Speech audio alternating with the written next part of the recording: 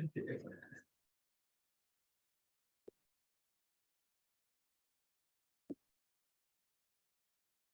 selamat sore, Bapak Ibu semua. Terima kasih atas kehadirannya di, acara webinar, sore ini.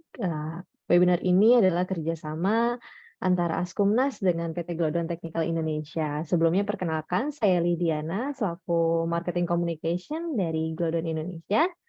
Dan untuk selanjutnya akan, dilanjutkan oleh moderator kami, yaitu dengan Pak Jamal. Silakan untuk Pak Jamal dilanjutkan. Baik, terima kasih buat MC. Selamat siang. Assalamualaikum warahmatullahi wabarakatuh. Salam sejahtera bagi kita semua. Salam kebajikan dan salam yang baik buat kita semua. Terima kasih para hadirin, para undangan Zoom pada hari ini dalam rangka webinar yaitu pengenalan BIM 5 dimensi dan peran kontraktor dalam pengendalian proyek bangunan gedung berbasis sistem informasi. Di mana kegiatan ini bekerjasama antara PT Glodon dengan Askumnas. Selanjutnya kita akan mendengarkan sambutan Ketua Umum Asosiasi Askumnas, Bapak Ketua Umum Asosiasi Askumnas. Oh iya. Mohon maaf diralat sedikit. Pertama-tama kita buka pembukaan dulu dan kemudian doa. Mari kita sama-sama berdoa menurut kepercayaannya masing-masing, dan izinkan saya untuk membaca doa sesuai agama saya, agama Islam, dan bagi para undangan dan yang hadir dalam online membaca doa sesuai dengan agamanya masing-masing. Berdoa mulai.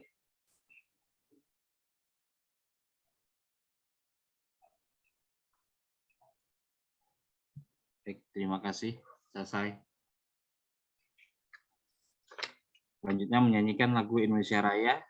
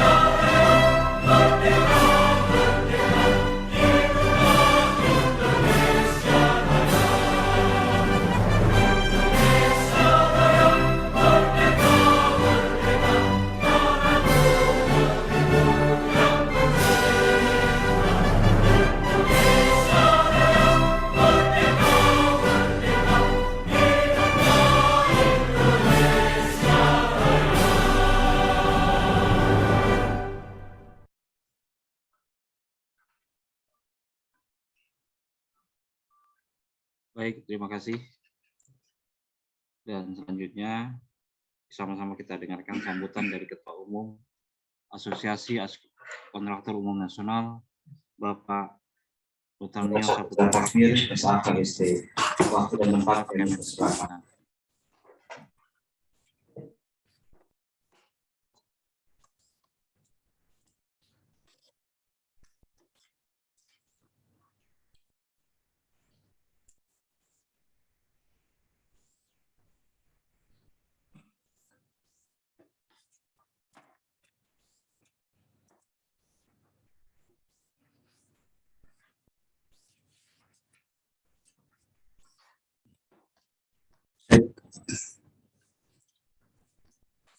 Assalamualaikum warahmatullahi wabarakatuh.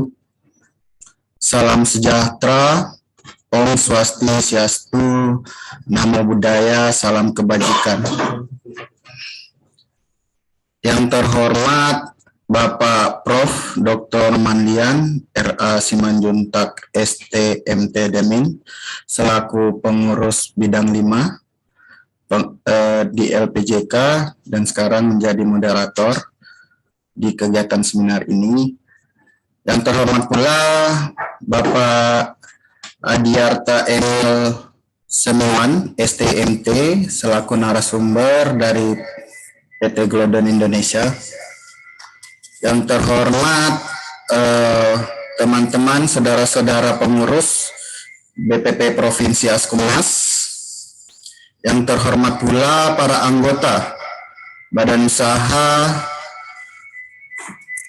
Usaha, konsultan dan kontraktor di Askumnas. Juga para tamu undangan lainnya. Mohon maaf jika tidak bisa saya sebutkan namanya satu persatu.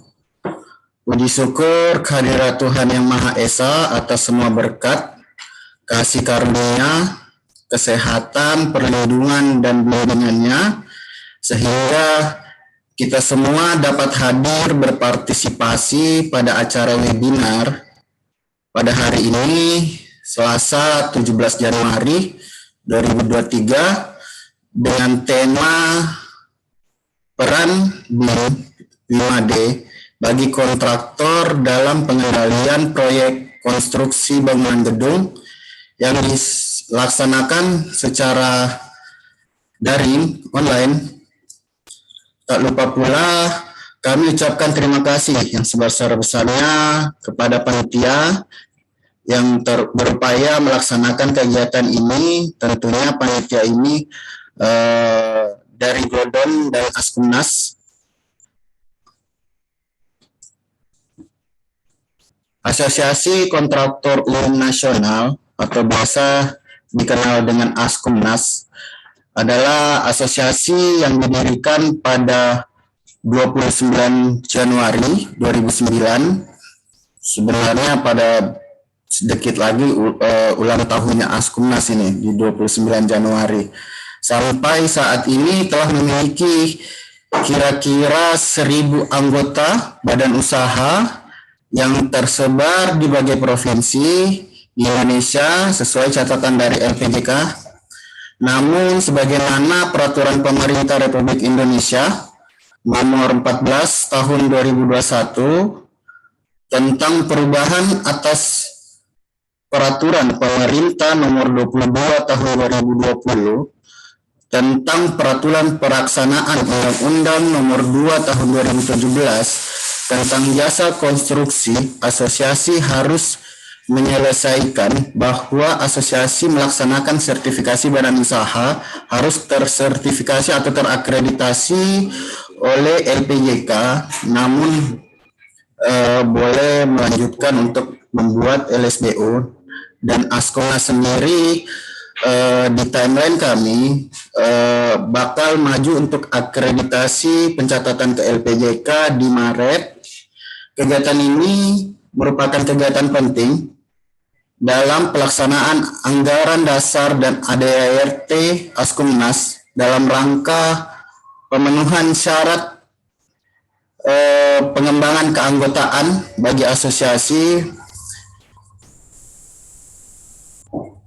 dan syarat buat akreditasi nanti ke depannya. BIM ini sudah mulai digunakan oleh proyek-proyek strategis yang ada di Indonesia untuk menunjang kemajuan teknologi di bidang konstruksi.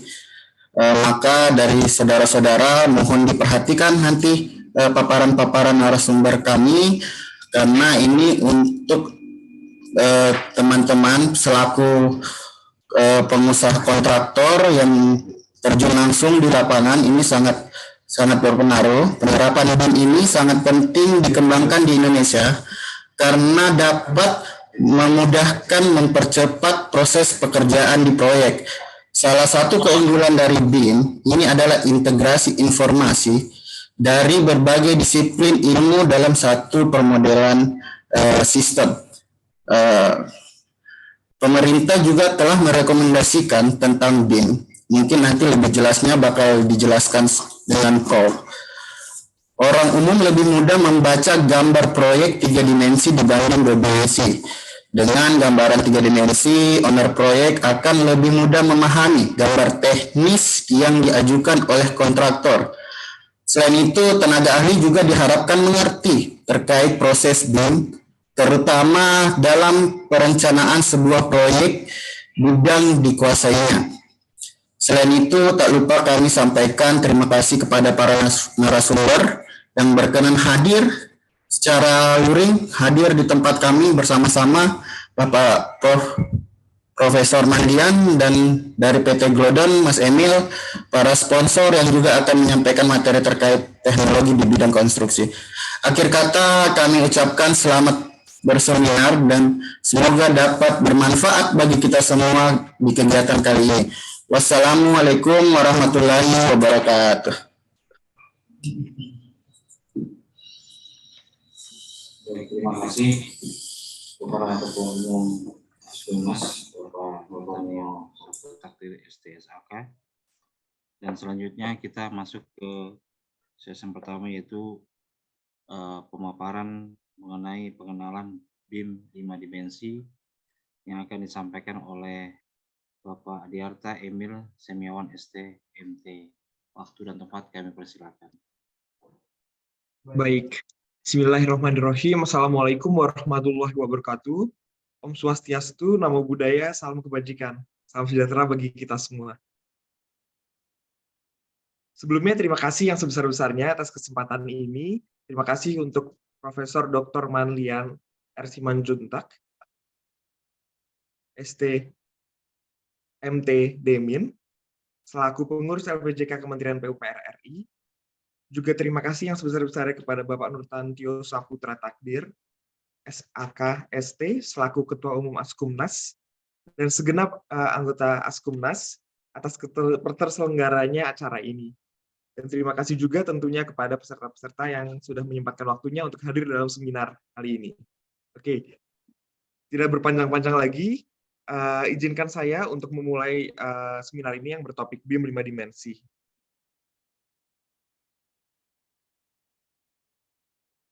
Oke, perkenalkan sekali lagi, saya Adiarta Emil Semiawan, selaku Account Manager dari PT Glodon Technical Indonesia.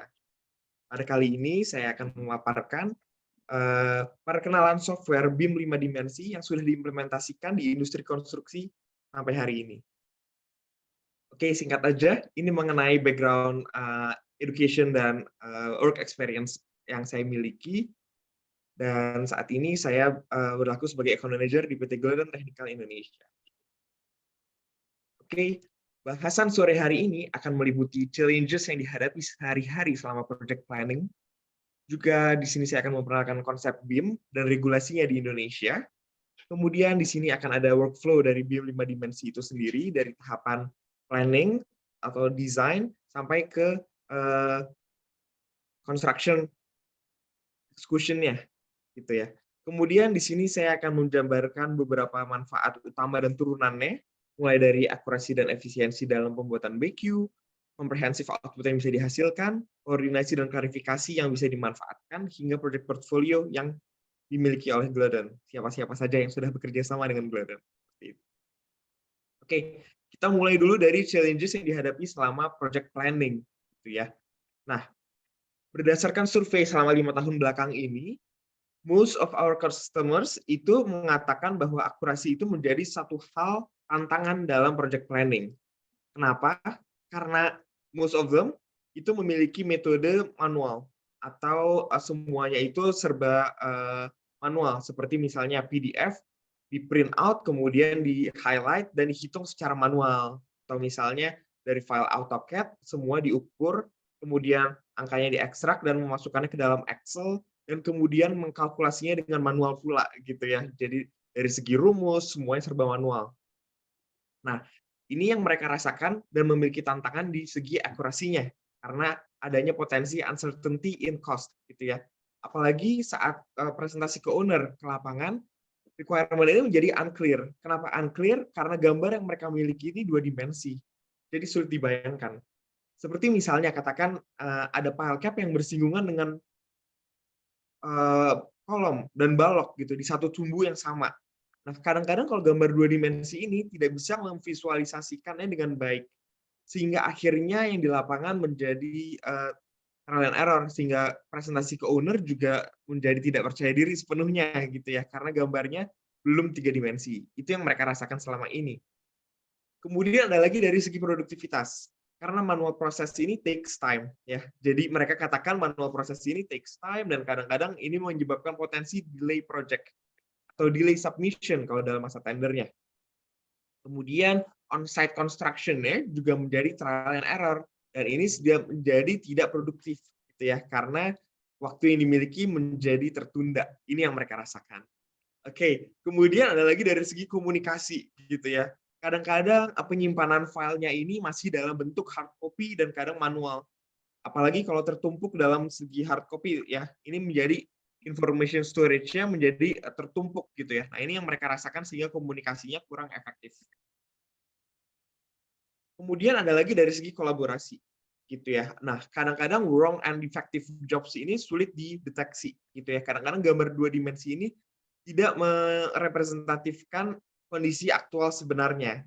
Dan kadang-kadang yang di lapangan menjadi trial and error, seperti yang tadi saya bilang sebelumnya ya, sehingga workflow-nya menjadi tidak efisien. Nah, itu beberapa masalah yang dihadapi selama project planning selama ini, sebelum mereka mengenal BIM. Itu yang mereka katakan. Kemudian di sini ada konsep BIM. Nah, secara umum, BIM ini adalah Building Information Modeling. Nah, ini kepanjangannya, Building Information Modeling. Ini adalah sebuah konsep yang bisa merepresentatifkan building proses dalam bentuk digital dan bisa saling tukar informasi, interoperability dalam digital format, gitu ya. Jadi kata kuncinya sebenarnya representatif building proses dalam bentuk digital, seperti itu. Itu adalah building information modeling secara umum. Nah, secara khusus saya bisa jelaskan lebih lanjut. BIM ini terbagi menjadi banyak. Jadi ada 3 dimensi hingga 8 dimensi. 3 dimensi untuk yang fokusnya pada visualization model atau pada estetika gitu ya. Mungkin Bapak Ibu di sini pernah mendengar sebelumnya Revit gitu ya. Nah, Revit ini masuknya ke BIM juga tapi 3 dimensi. Fokusnya pada estetika. Mungkin BIM bisa mengenerate calculation tapi tidak sedetail itu karena output utama dari 3 dimensi BIM adalah visualization model gitu ya. Kemudian di sini ada 4 dimensi. 4 dimensi itu contohnya seperti Synchro. Nah, Synchro ini bisa mengconvert Microsoft Project menjadi sebuah model yang sudah ada schedule-nya juga gitu ya. Jadi schedule-nya sudah terintegrasi dengan modelnya gitu. Nah, ini 4 dimensi. BIM 4 dimensi.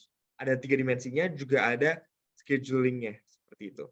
Nah, fokus bahasan kami kali ini adalah BIM 5 dimensi. Yang fokusnya adalah cost model, yaitu model 3 dimensi yang sudah terintegrasi dengan perhitungannya secara digital, secara advance gitu ya. Jadi lebih automation-nya ada gitu ya di sini gitu ya. Jadi sudah terintegrasi antara model dan cost-nya. Nah, ini adalah BIM 5 dimensi. Dan lebih jauh lagi ada BIM 6 dimensi, 7 dimensi hingga 8 dimensi. Tapi di sini saya akan fokus membahas BIM 5 dimensi. Oke. Lalu saya akan menjelaskan lagi lantas apa sih spesialnya dari BIM 5 dimensi itu. Nah, ternyata peraturan sudah pernah mengeluarkan bahwa Permen PUPR tahun 2018 pernah mengatakan untuk bangunan di atas 2.000 meter persegi dan di atas 2 lantai itu wajib menggunakan BIM. Dan ditekankan lagi oleh PP nomor 16 tahun 2021 bahwa BIM yang wajib digunakan itu paling sedikit sampai dimensi kelima. Maka dari itu BIM 5 dimensi ini spesialnya di mana? Tadi saya bilang itu ya, spesialnya di sini gitu ya. Jadi ini sudah menjadi penekanan oleh pemerintah dan PP gitu ya. Jadi ini sudah menjadi hal yang lumrah saat ini untuk dimiliki oleh pelaku jasa konstruksi, utamanya kontraktor.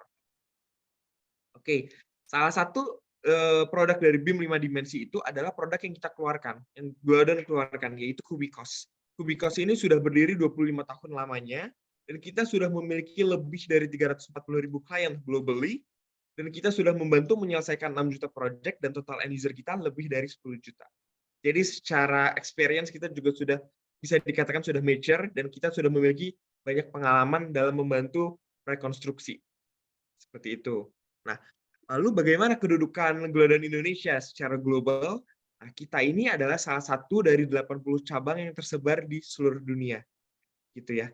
Dan kita sebagai software company, sebagai technology company, kami sadar bahwa kami harus selalu melakukan research and development in term of software upgrade, kemudian ada adjustment dengan peraturan-peraturan terkini, gitu ya. Nah, itu kita selalu mengkaji dalam 6 R&D center yang tersebar di dunia. Karena kita percaya bahwa kuratan dari hasil yang kita miliki itu tidak lepas dari research and development yang selalu kita jalin, gitu ya. Jadi kelebihan kita juga di situ. Kita memiliki calculation rules yang sudah built-in ke dalam software kita, sehingga jika ada perubahan peraturan SNI atau peraturan SCSI, itu sudah include ke dalam software kita. Jadi kita nggak hanya menghitung secara otomatis, kita juga mengadopt peraturan-peraturan yang berlaku. Seperti itu. Nah, Kubiko sendiri ada macamnya, ada banyak ya, ada 4 ya. Jadi utamanya itu memang TES dan TRB, yang kedua paling atas ya. Ada take over architecture structure, take over rebar ya, bisa menghitung arsitektur struktur dan juga menghitung penulangan. Tapi di sini kita juga ada TBQ, yaitu take over build quantity, yang bisa mendigitalisasi cost estimation dan manajemennya. Nah, bedanya apa dengan TES TRB? Kalau di TBQ ini kita ada peraturan SNI yang sudah masukkan ke dalam sini. Terus kita juga bisa mendigitalisasi harga, atau misalnya ada perubahan, kita bisa lebih advance, langsung berubah. Nanti akan saya tunjukkan bagaimana sih lebih detailnya. Mungkin kalau saya jelaskan dengan kata-kata kurang kebayang ya, tapi nanti saya akan demonstrasikan softwarenya. Kemudian di sini juga ada TMI, biasanya untuk industrial building gitu ya, misalnya ada plumbing, HVAC gitu ya. Nah, ini juga bisa dihitung ke dalam software kita, di dalam software kita. Seperti itu. Oke, angka sederhananya itu sangat mudah ya di sini. Jadi kita tinggal input drawing-nya pun fleksibel. Bisa dalam bentuk PDF, JPEG, atau misalnya dalam CAD gitu ya. Ini juga bisa menjadi input drawing kita. Ini kita tidak usah apa-apakan lagi, jadi misalnya katakan arsitek kita atau engineer kita sudah selesai nih gambarnya dalam CAD. Nah, CAD ini tinggal dimasukkan saja ke software kita. Kemudian langkah besar keduanya itu tinggal mengidentify atau tracing, menebalkan kembali dan merubahnya menjadi 3 dimensi, gitu ya. Jadi pada langkah kedua ini langkah perubahan menjadi 3 dimensi. Di sini kita bisa melihat gambar yang tadinya 2 dimensi menjadi 3 dimensi dengan cepat. Kemudian langkah terakhirnya kita tinggal klik satu tombol, maka akan langsung tergenerate calculation secara detail. Secara detail di sini sampai ke rumusnya, kemudian sampai ke layout-nya, dan kita bisa balikan lagi ke DXF format. Jadi bisa dibuka di CAD dan sebagainya. Seperti itu.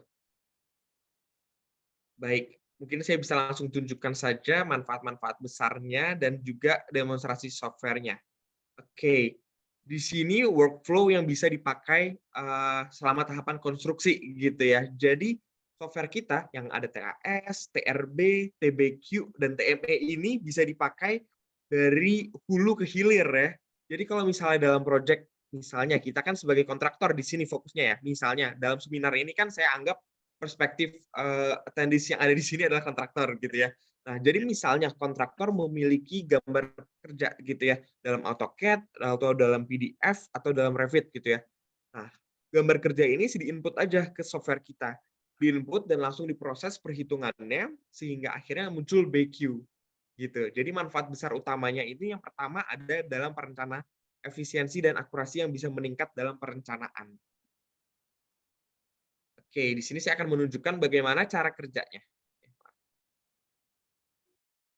Nah, saat misalnya gambar AutoCAD dimasukkan, gambarnya kan akan terlihat seperti ini ya, 2 dimensi.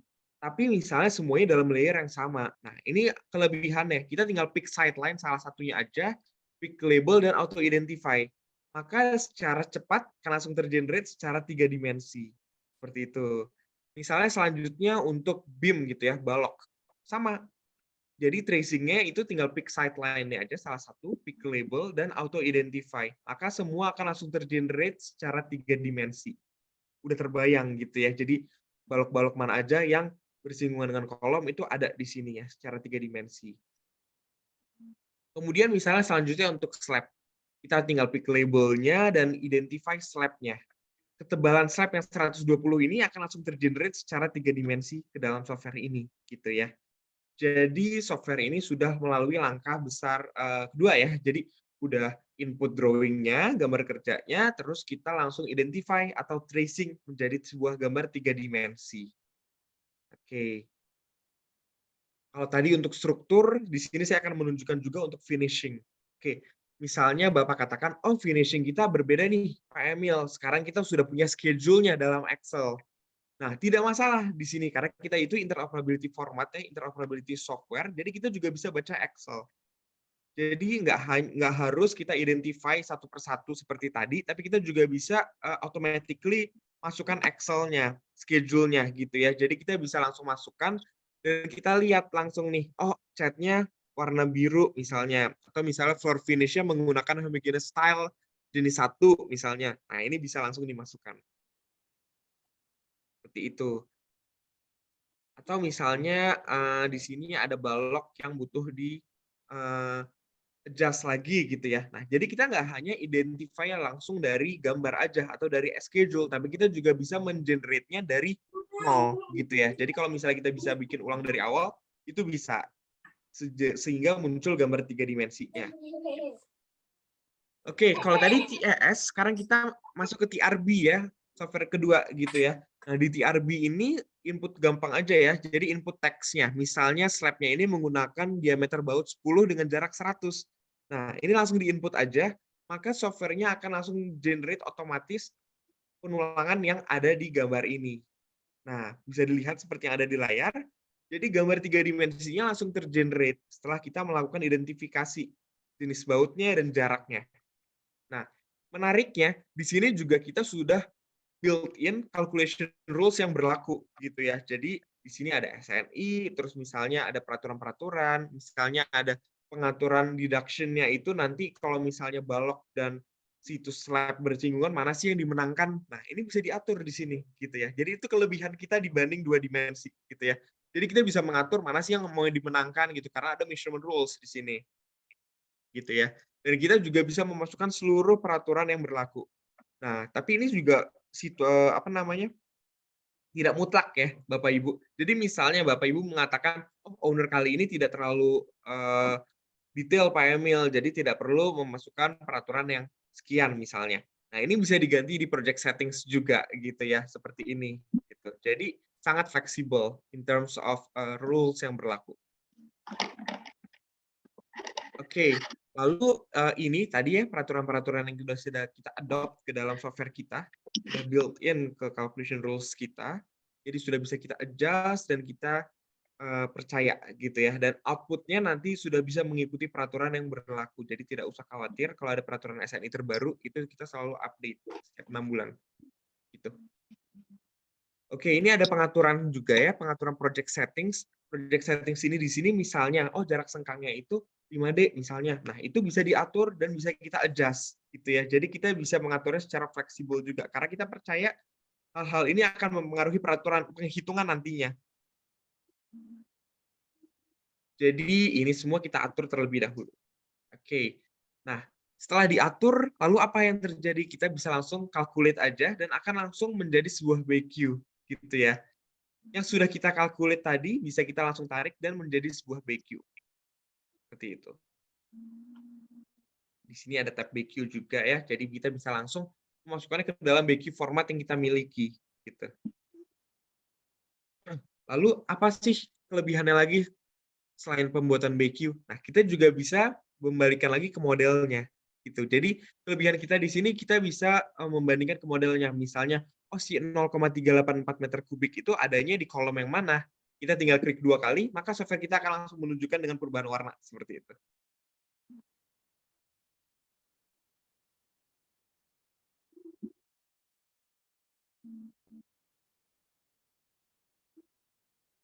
Oke, lalu misalnya ada update nih, ada perubahan, ada VO gitu ya, perubahan dimensi kolom gitu. Oh, dari owner minta berubah nih.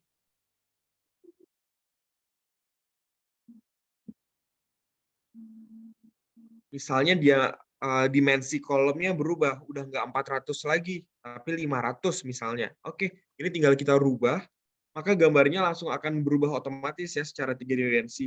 Lalu kita hitung ulang, maka hitungannya pun akan langsung berubah secara otomatis gitu ya. Jadi hitungan-hitungan yang tadi udah jadi ini itu bisa dirubah juga. Misalnya, ini kan 1 ya, sebelumnya 1 meter kubik gitu ya. Tapi kan sekarang setelah ada perubahan menjadi 1,5. Nah, ini kita tinggal menggunakan fitur fungsi check-in aja.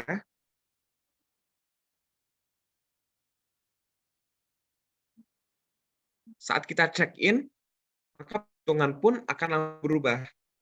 Ini kita save, kemudian 1,5. Jadi di BQ langsung berubah. Jadi kalau misalnya ada perubahan-perubahan seperti tadi, itu kita bisa langsung mensiasatinya dengan software kita yang ketiga, yaitu TBQ ya.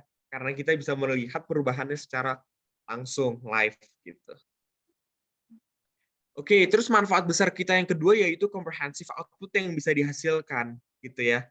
Nah, software kita itu bisa menghasilkan bar bending schedule gitu ya. Jadi ini yang biasanya sangat disukai oleh kontraktor gitu. Jadi sebelum saya masuk ke BBS, kita lihat dulu quantity summary secara rapih gitu yang sudah dibesarkan berdasarkan elemennya masing-masing. Selain dipisahkan dengan rapi, kita juga bisa mengatur mana aja sih yang mau ditunjukkan oleh si BQ-nya. Nah, kita bisa set nih, misalnya, oh volumenya dan area bekistingnya mau ditunjukkan, itu bisa. Jadi kita komprehensif juga output-nya ya, kita bisa langsung tunjukkan dengan concrete grade yang ingin dimunculkan juga, berapa MPa sih, gitu-gitu bisa langsung dimunculkan juga. Seperti itu. Sehingga kita bisa adjust dengan fleksibel ya BQ kita gitu. Kemudian komprehensif lainnya yaitu various built-in quantity reports gitu ya. Jadi summary-nya ini sudah dipisahkan per zona, per elemen dan per kategori yang ingin dihitung gitu ya. Itu untuk quantity summary dan detail expression-nya. Nah, ini sangat dipakai kalau misalnya kita mau klarifikasi ke owner. Karena kita langsung bisa menunjukkan angkanya itu dari panjang kali lebar kali tinggi dan dikurangi dengan file cap, Pak. Misalnya seperti itu ya. Karena rumusnya ini sangat detail dan bisa melihat gambar 3 dimensinya secara langsung gitu. Dan juga index analysis report. Nah, ini biasanya sangat disukai oleh kontraktor karena kita bisa melihat cutting list-nya secara langsung. Sehingga purchase order material yang kelebihan bisa disiasati dengan adanya software ini. Karena software ini bisa meningkatkan akurasi juga gitu ya. Jadi untuk sebelum kita order bautnya misalnya dengan diameter sekian gitu ya, kita bisa langsung melihat rebar shape-nya terlebih dahulu secara detail. Oke. Di sini juga kita bisa intelligent quantity extraction. Maksudnya adalah pembagian volumenya itu bisa dipisahkan berdasarkan lantainya, areanya terpisah gitu ya. Kemudian sebagai siapa sih yang mengerjakan? Nah, ini juga bisa. Misalnya Ibu di sini sebagai kontraktor punya subkon ya. Jadi kita bisa memisahkan ya si subkon 1 mengerjakan volume dengan total sekian misalnya. Nah, itu bisa dipisahkan dengan software kita juga. Lalu misalnya dari jenis secara intelligent quantity extraction selanjutnya itu per lantai misalnya. Nah, itu juga bisa. Kemudian ada per payment-nya gitu ya. Jadi untuk lantai ini sampai dibayarnya per tanggal berapa itu bisa dipisahkan juga. Oke, di sini juga selanjutnya ada rebar layout and shape schedule gitu ya. Nah, ini TRB-nya itu sangat komprehensif bisa dibilang karena kita bisa melihat rebar 3D dan edit rebar-nya gitu ya. Jadi nggak hanya volumenya aja, tapi kita juga bisa melihat rebar 3D-nya. Dan ketika kita klik 2 kali, itu akan langsung muncul warna biru. Oh, itu tulangan yang bagian atas nih, tulangan utamanya. Nah, itu bisa langsung terlihat. Gitu.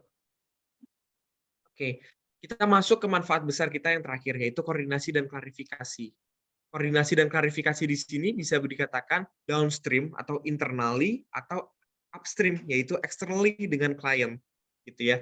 Jadi kita bisa mengatur volume SPK mandor lebih komprehensif dan lebih meyakinkan gitu ya. Karena di sini kita bisa, yang tadi saya bilang ya, purchase order materialnya bisa lebih presisi karena udah ada rebar shape-nya. Jadi kelebihan order itu bisa disiasati di sini.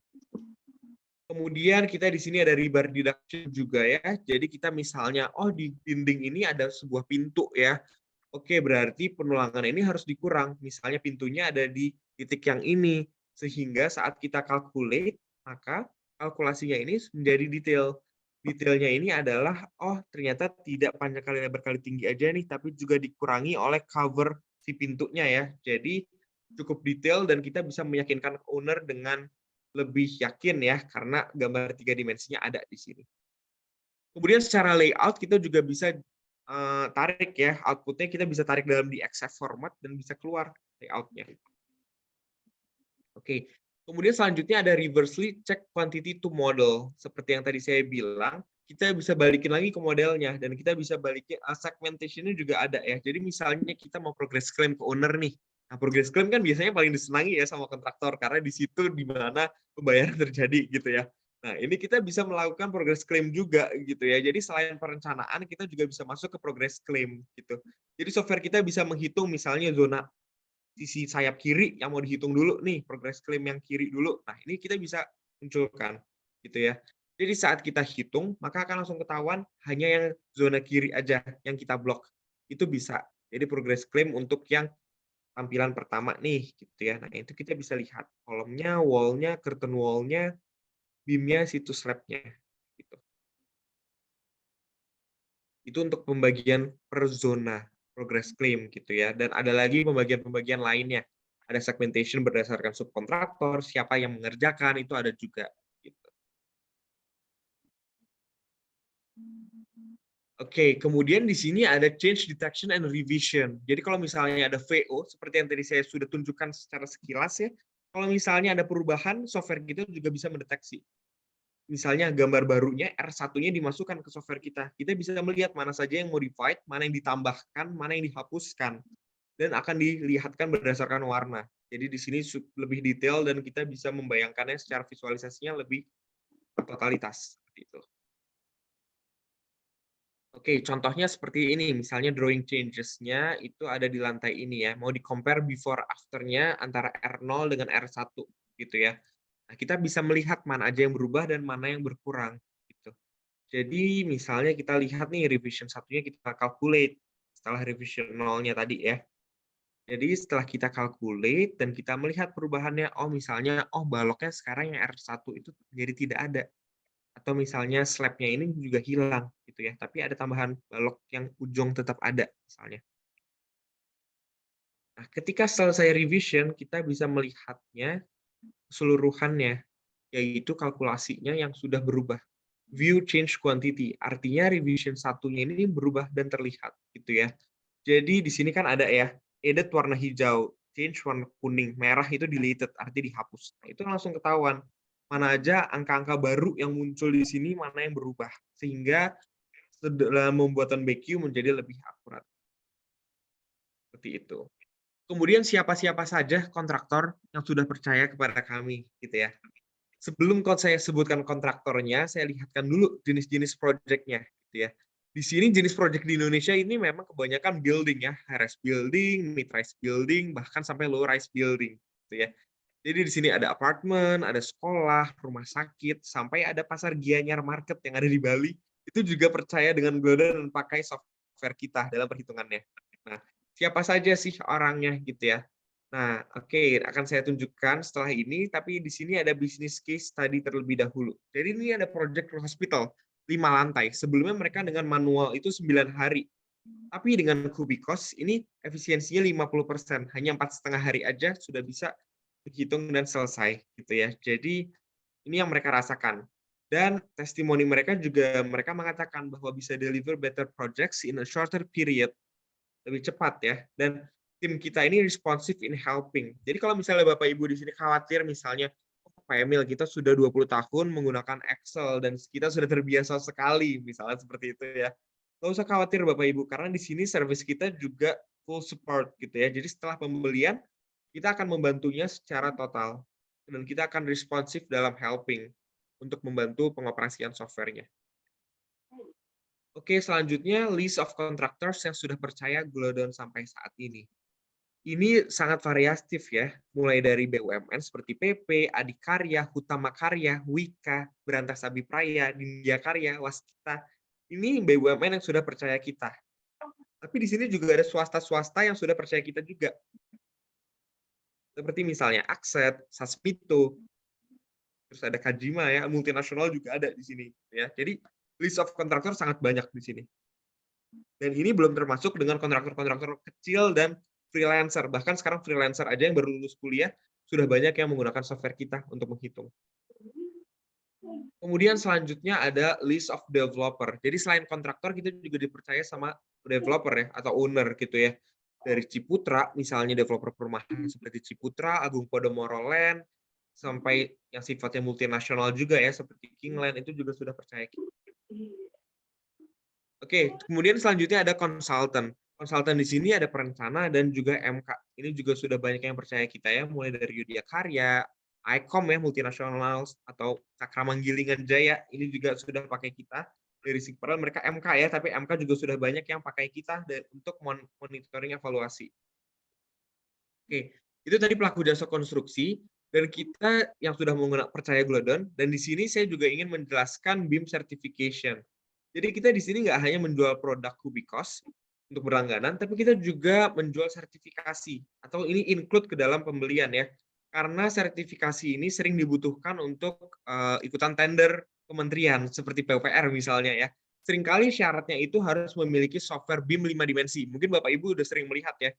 Jadi seringkali saya ini ditelepon sama kontraktor gitu ya. Jadi kontraktor itu mengatakan, oh Pak Emil, saya lagi ikutan tender universitas dari PUPR. Tapi syaratnya itu harus memiliki sertifikat BIM 5 dimensi.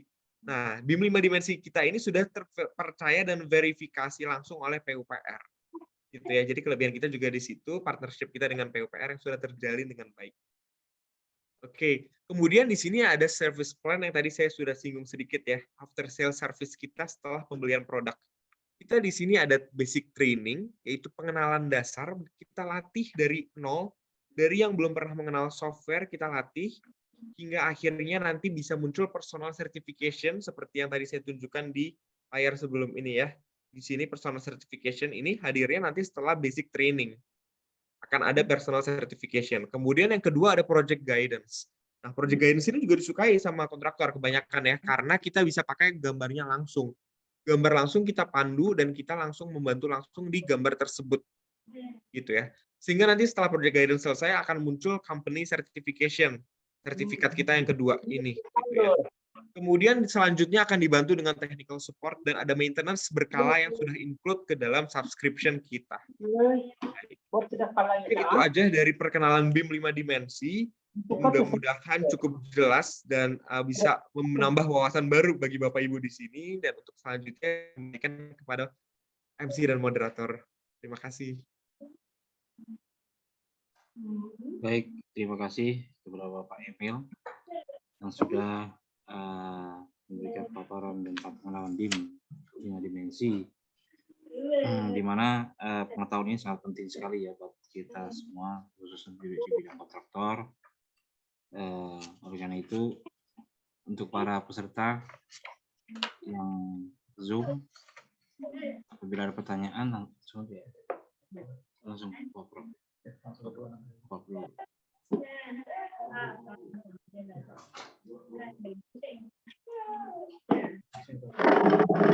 Baik, kita langsung aja ke narasumber kedua ya, dengan Bapak Profesor Dr.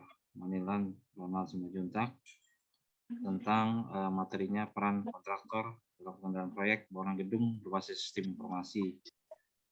Waktu dan tempat kami persilakan. Nanti.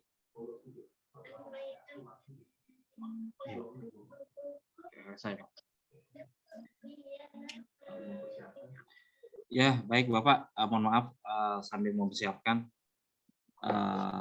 untuk narasumber kita yang kedua itu, sedikit saya paparkan tentang ASKUNAS, di mana ASKUNAS adalah Asosiasi Kontraktor Umum Nasional, di mana kita akan beraction untuk melakukan akreditasi badan usaha di tahun ini, karena sebelumnya kita memang sempat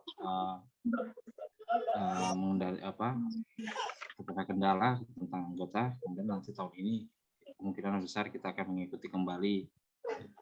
Oleh karena itu kami minta dukungan dari semua pihak dalam pemenuhan PKB ini atas terselenggaranya acara pada siang hari ini kerjasama antara Askumnas dengan PT Glodon.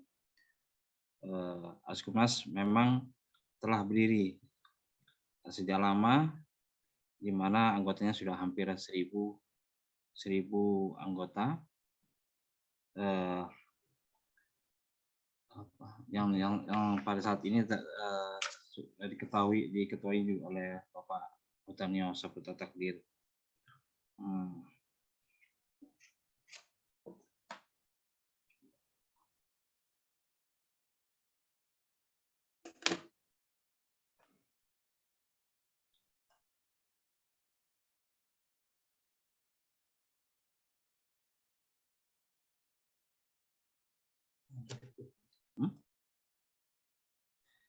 Ya, baik para peserta, untuk pertanyaan nanti kita rangkum aja setelah narasumber kita kedua, baru kita rangkum atau melalui chat yang telah disediakan. Untuk nanti pertanyaan kita sampaikan kepada narasumber kita nanti. Baik, waktu dan tempat Bapak Profesor Dr. Mandilan Simajuntak, waktu dan tempat kami persilakan.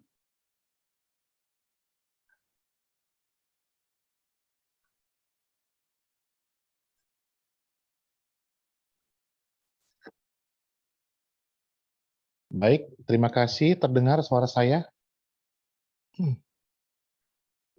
Pak Jamal? Dengar, Prof. Dengar, Prof. Oke, baik. Assalamualaikum warahmatullahi wabarakatuh. Waalaikumsalam warahmatullahi wabarakatuh. Om Swastiastu, Namo Buddhaya, salam kebajikan. Izin share screen.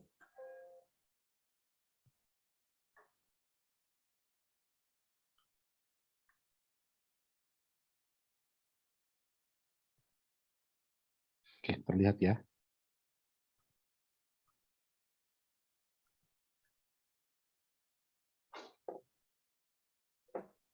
Baik, pertama saya menyampaikan apresiasi lebih dulu. Mungkin Pak Jamal bisa ya suaranya ya. Cek satu.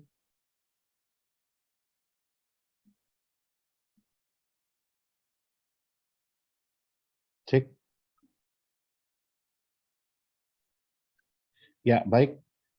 Pertama menyampaikan apresiasi lebih dulu kepada Asosiasi Badan Usaha, yaitu Askumnas yang dipimpin oleh Saudara Murtanio.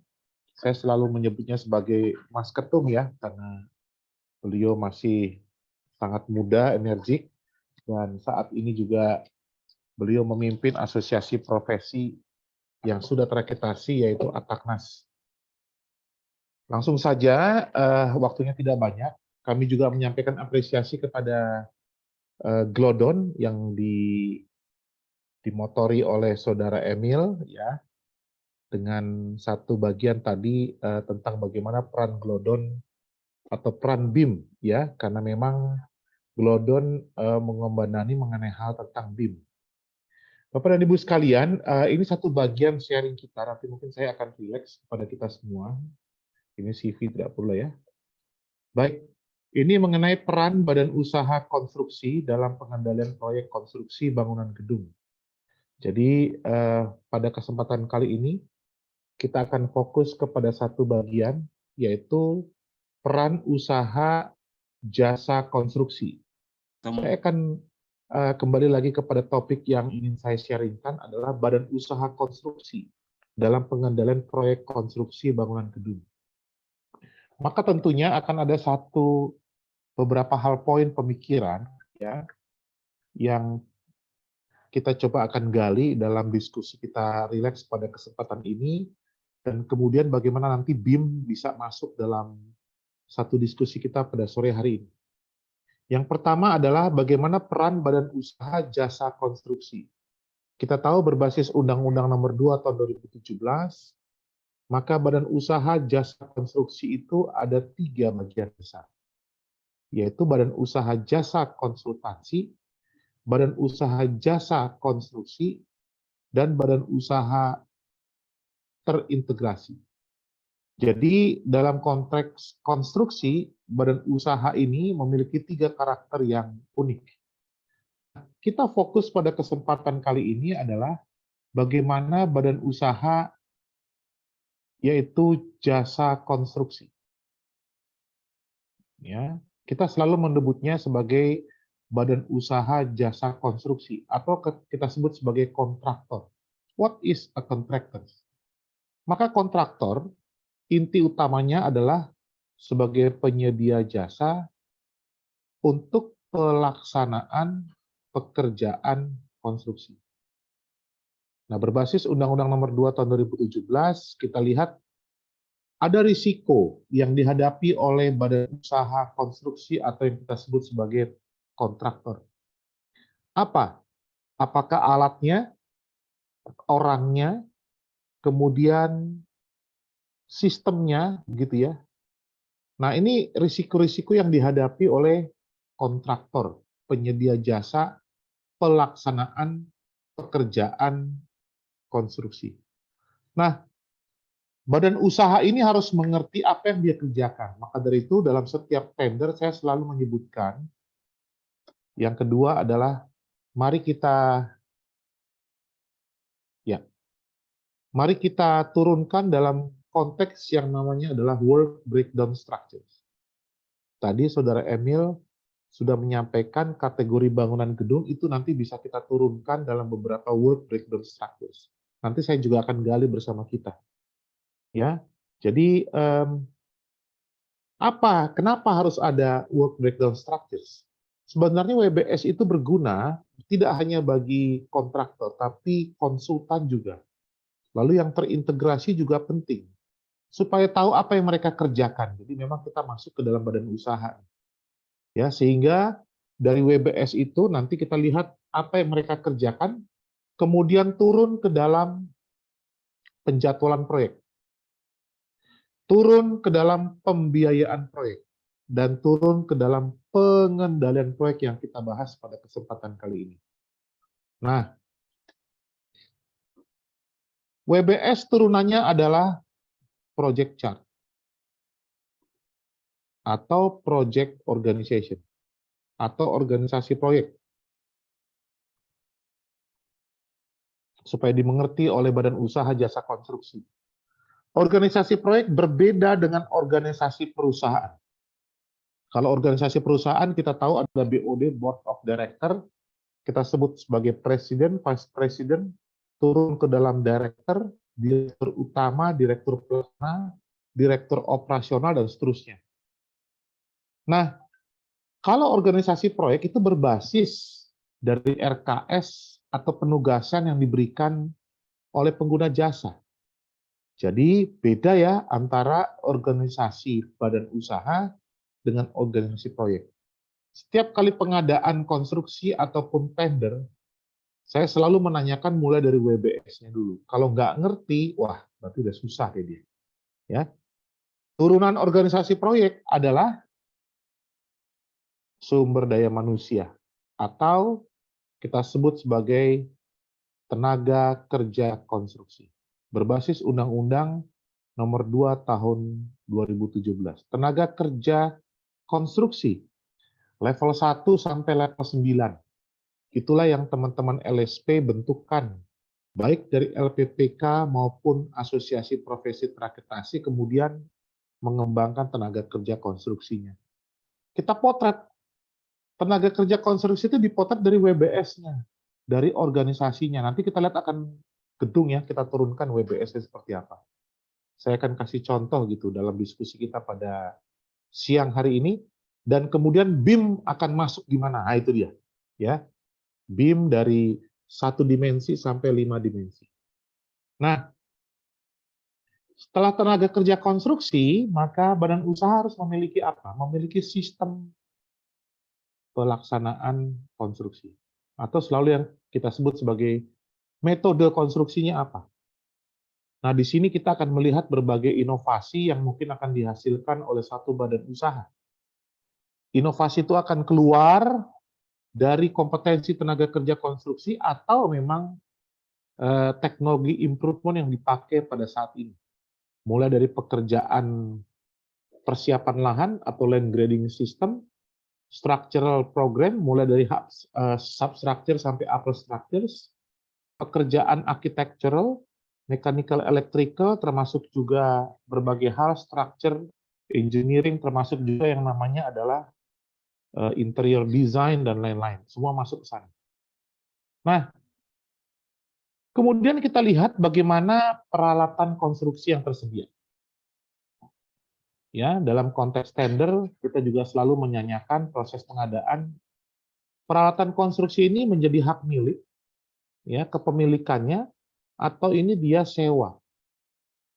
Tergantung dari background perusahaan yang kemudian memastikan bagaimana satu badan usaha menginvestasikan peralatan konstruksi. Kalau tenaga kerja konstruksi, kita udah nggak mungkin lah pasti diusahakan in-house. Kalaupun dia adalah home base ataupun outsource seperti apa, ya. Jadi ketersediaan peralatan ini menjadi penting satu badan usaha, ya, sehingga mendukung suatu metode kerja, ya. Nah, didukung oleh sarana dan prasarana yang sifatnya nanti akan mendukung seluruh instrumen badan usaha itu terhadap layanan berbasis kontrak.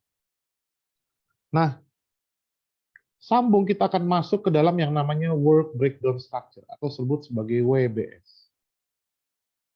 Kita cari contoh yang namanya kita sebut proyek bangunan gedung misalnya. Jadi menarik Glodon ini ya yang diampu juga oleh Asosiasi Askungas, proyek bangunan gedung itu ya. Mari kita lihat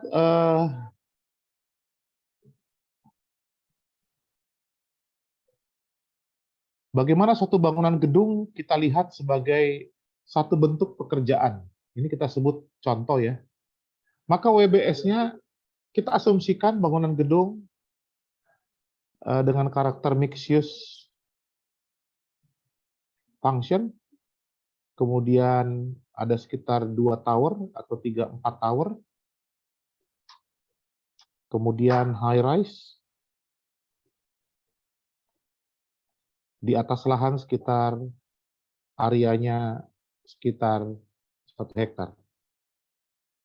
Nah, pengalaman saya dengan beberapa proyek ini sesuatu hal yang bisa kita petakan secara sederhana. Mari kita lihat level 1 seperti apa yang disebut sebagai persiapan. Pekerjaan persiapan menjadi level 1 di dalam work breakdown structure. Turunkan dalam bentuk chart. Ya, mulai dari investigasi tanah, kemudian penyelidikan tanah, ya, kemudian meratakan tanah, kemudian melakukan perkuatan tanah dan seterusnya. Land grading system sampai dengan sarana prasarana jaringan-jaringan drainase. Biasanya juga drainase dibagi menjadi satu bagian yang khusus ya, sehingga di persiapan ini mungkin saja bisa dimasukkan untuk drainase. Mari kita lihat level kedua.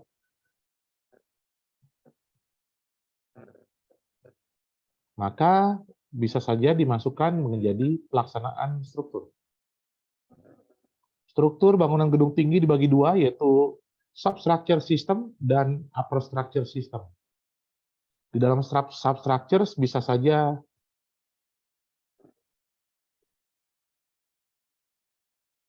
ya dan upper structure.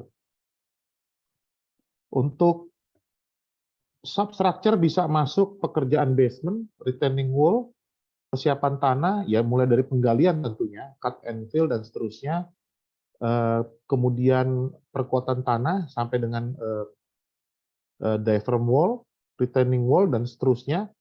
Lalu kita masuk pekerjaan basement dengan struktur, elemen struktur baik itu dinding, lantai, bracing, strutting dan seterusnya. Terbentuklah substructure. Nah, kemudian ditopang oleh siapa? Oleh elemen struktur baik itu foundation, baik itu piling system ataupun dengan boring pile system. Diikat oleh yang namanya pile cap, kemudian menyatu dengan plat lantai yang begitu besar menjadi rough foundation system. Itu bagian dari substructure. Kita masuk ke upper structure di atas 00, maka elemen strukturnya tergantung dari sistem struktur yang didesain. Ya, apakah itu kita pakai rigid frame, frame structure, core structure, bracing structure, dan lain-lain. Kita mungkin tergantung juga terhadap function dari high-rise building itu sendiri. Nah, itu semua bergantung kepada designers, dalam hal ini arsitek, karena kita keunikan dari office itu berbeda dengan CBD, berbeda dengan yang namanya adalah apartment. Kenapa? Organisasi ruangnya. Kalau offices biasanya terpusat, di mana ada core structure, semua menuju ke satu titik di tengah, supaya sistem vertikal itu begitu cepat. Tapi kalau high rise, mungkin dia pakai shear wall ataupun diaphragm wall structures, menggunakan pembatasan dinding yang begitu masif dengan rigid frame gabungan dengan core structures. Karena sirkulasinya memang tersebar. Beda dengan CBD yang memang memiliki satu sirkulasi yang menyeluruh ke seluruh level lantai. Jadi memang pelaksanaan struktur ini tergantung dari sistem struktur, tergantung dari desain. Tadi Emil menyampaikan bahwa Glodon kemudian membangun satu bentukan sistem structure itu tergantung dari designers. Nah, kesalahan desain itu tergantung dari designers. Sehingga desainer itu memastikan bahwa sistem struktur yang ditempatkan, yang didesain itu dapat menahan seluruh beban dari konstruksi, baik beban mati maupun beban hidup. Nah, pelaksanaan substructure inilah yang kemudian menjadi satu bagian penting. Nah, ternyata mungkin saja pekerjaan drainase itu menjadi bagian concern dalam leveling pekerjaan. Ini bisa saja dimasukkan dalam persiapan atau mungkin pelaksanaan sistem drainase juga menjadi bagian yang perlu diperhatikan. Kemudian di level 4 itu kita masukkan untuk pekerjaan yang namanya adalah pekerjaan arsitektur dan juga ME dan lain-lain. Sampai dengan finishing dan seterusnya. Ya. Kemudian WBS di level 4, level 5 kita masuk ke proses finishing. Finishing dianggap mudah, tapi ternyata perlu waktu yang cukup lama. Nah, kita bagi dalam 5 level kegiatan sederhana, lalu kemudian turunkan dalam bentuk yang namanya project chart. Project chart diturunkan dari WBS, sehingga nanti akan turun sejumlah tenaga kerja konstruksi. Nah, tenaga kerja konstruksi ini berbasis apa yang dilakukan oleh setiap level ini. Sehingga tenaga kerja konstruksi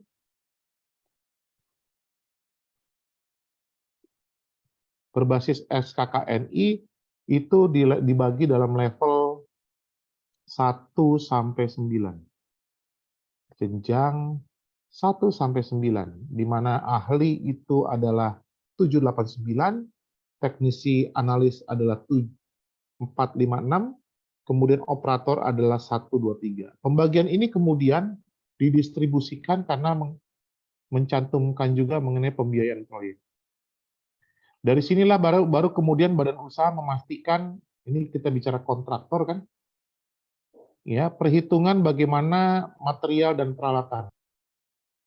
Sudah beres orangnya, mari kita masuk kepada material dan peralatan. Ini pun kemudian harus memotret setiap level. Ya, setiap level semuanya ada dan kemudian dipastikan kepemilikannya. Kepemilikan alat itu berbasis milik sendiri ataupun memang sewa. Nah, ini dihitung kalau milik sendiri berbasis penyusutan dan lain-lain. Nah, bagaimana analisis risikonya? Tentunya setiap badan usaha punya risk management organization, sehingga masing-masing kemudian dipastikan bagaimana kalau saya milik sendiri penyusutannya bagaimana dan seterusnya. Nah, Ini proses di mana kemudian tenaga kerja konstruksi badan usaha memastikan seluruh usaha yang dilakukan. Saya tambahkan, dengan adanya inovasi maka badan usaha juga harus memastikan bahwa setiap level punya inovasi dengan berbagai usaha. Apakah itu berbasis teknologi? Lalu kemudian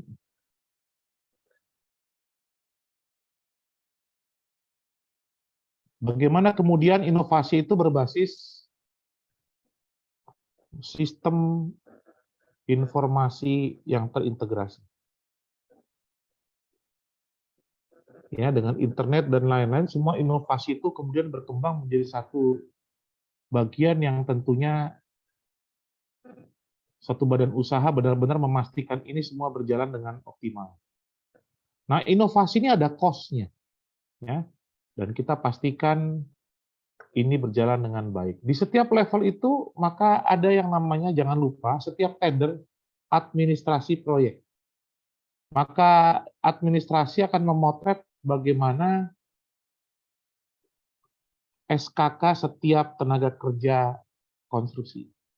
Maka kita potret SKK TKK, kemudian SBU dari badan usaha. SBU akan memotret jumlah tenaga kerja konstruksi, pastinya, memotret mengenai kemampuan keuangan, kemudian memotret juga peralatan, kalau bahan tergantung dari yang diambil. Sehingga badan usaha dengan klasifikasi tertentu, kemudian dengan level tertentu, dipastikan badan usaha ini mampu menjalankan layanannya kepada masyarakat. Tolong diperhatikan, seringkali administrasi proyek ini nggak penting, dan itu mengganjal setiap pengadaan proyek di awal. Ada 2 tahap, evaluasi administratif, setelah itu masuk ke dalam nanti yang kita akan lakukan secara tender tatap muka atau beauty contest. Sering kita terhambat tidak bisa masuk beauty contest karena administrasi nggak beres. Nah, dulu kita kenal dengan yang namanya K3, sekarang namanya adalah SMKK, berbasis Permen PUPR Republik Indonesia nomor 10 tahun 2021. Di dalamnya ada K3, ya, dan lain-lain. Seluruh sistem manajemen keselamatan yang berbasis Permen PUPR nomor 10, life safety ini juga masuk di sini. Nanti untuk detail dari SMKK bisa dilihat dalam Permen 10 tahun 2021 Permen PUPR. Masukkan dalam setiap tender sehingga dipastikan badan usahanya juga mampu untuk dapat melayani. Kemampuan keuangan juga diperhatikan. Sehingga apa yang disampaikan Saudara Emil tadi, di balik sistem yang terintegrasi melalui Glodon, melalui BIM 5D, semuanya ini terpotret sebenarnya. Ya, sehingga pada akhirnya semuanya akan dapat melaksanakan segala sesuatu secara optimal. Nah, itu peran badan usaha. Pertanyaan berikutnya, bagaimana urusan yang namanya adalah pengendalian proyek? Apa yang dilakukan badan usaha ketika melakukan pengendalian proyek? Maka proses pengendalian proyek itu dilakukan dengan berbagai bentukan usaha, sehingga badan usaha itu ataupun yang namanya pengguna jasa dapat melakukan tugasnya. Yang pertama, ketika pengendalian proyek dilakukan, memastikan sistem kontrak ini berjalan secara optimal. Badan usaha harus mengerti sistem kontrak konstruksi. Begitu banyak sistem kontrak konstruksi, baik itu lump sum, unit price, design and build, EPC contract, cost plus fee, cost and fee, dan lain-lain. Tapi dari berbagai referensi kemudian saya boleh menyimpulkan sistem kontrak konstruksi itu cuma 2, yaitu lump sum contract atau unit price contract. Dari unit price contract inilah yang kemudian berkembang dengan berbagai macam bentukan dari model-model of contract. ya, design and build, kemudian EPC, engineering, procurement, construction, dan seterusnya. Sistem kontrak konstruksi harus dipastikan oke. Jadi proyek dikendalikan juga memastikan. Nah, kemudian pengendalian itu juga tidak harus dipelototi di proyek, tapi bagaimana kualitas SDM. Jadi kita harus memiliki pengertian yang benar tentang yang namanya standar kualitas tenaga kerja konstruksi. Nah, ini harus dibuktikan dengan sertifikasi atau yang namanya sekarang adalah SKK. Ya, tenaga kerja konstruksinya harus berkualitas. Nggak mau, nggak ada cerita, harus ada SKK. Standar kualitas badan usaha juga menjadi dasar pengendalian proyek yang disebut sebagai SBU. Inilah yang dilakukan oleh Askumnas nantinya ketika sudah terakreditasi, maka harus dipastikan badan usahanya juga berkualitas. Maka Asosiasi Badan Usaha Askumnas yang memiliki anggota begitu banyak, badan usahanya harus memiliki SBU. Asosiasi tidak bisa lagi membuat SBU. Maka dari itu Askumnas harus terakreditasi. Setelah terakreditasi membentuk LSBU, dari LSBU itulah kemudian keluar layanan SBU berbasis klasifikasi dan subklas kualifikasi. Pengendalian proyek dilakukan juga dengan memastikan sistem mutu bahan, sistem mutu alat, sistem mutu proses pelaksanaan. Saya menyampaikan bahwa badan kontraktor tidak hanya ngecor ya, tapi juga memiliki kemampuan untuk mengevaluasi administrasi proyek. Jadi memang sistem mutu ini berbasis apa dasar-dasar yang harus dipersiapkan. Nah, sistem ini memiliki standar. Jadi tentunya pengendalian proyek itu juga memiliki standar. Baik standar nasional maupun standar internasional. Nah, standar ini nanti akan mengampu seluruh layanan terhadap material maupun terhadap peralatan. Nah, kalau di Indonesia namanya SNI, internasional tergantung kita mau ngambil kemana adopsinya. Nah, fungsi pengendalian ini pun dilakukan. Ya. Nah, kemudian kita juga dapat memakai teknologi. Saat ini proses pelaksanaan konstruksi diamati dengan drone system, ya, sehingga beberapa orang tidak perlu lagi ada di proyek, tapi drone ini kemudian yang akan melakukan mapping setiap titik area yang menggunakan yang dilalui sehingga ini menjadi pengamatan drone system atau mungkin juga CCTV ya dan lain-lain. Penggunaan ini nanti memastikan seluruh area dapat tercover dan dikendalikan dalam ruang pemantau. Nah, tapi juga dilakukan mengenai koordinasi proyek.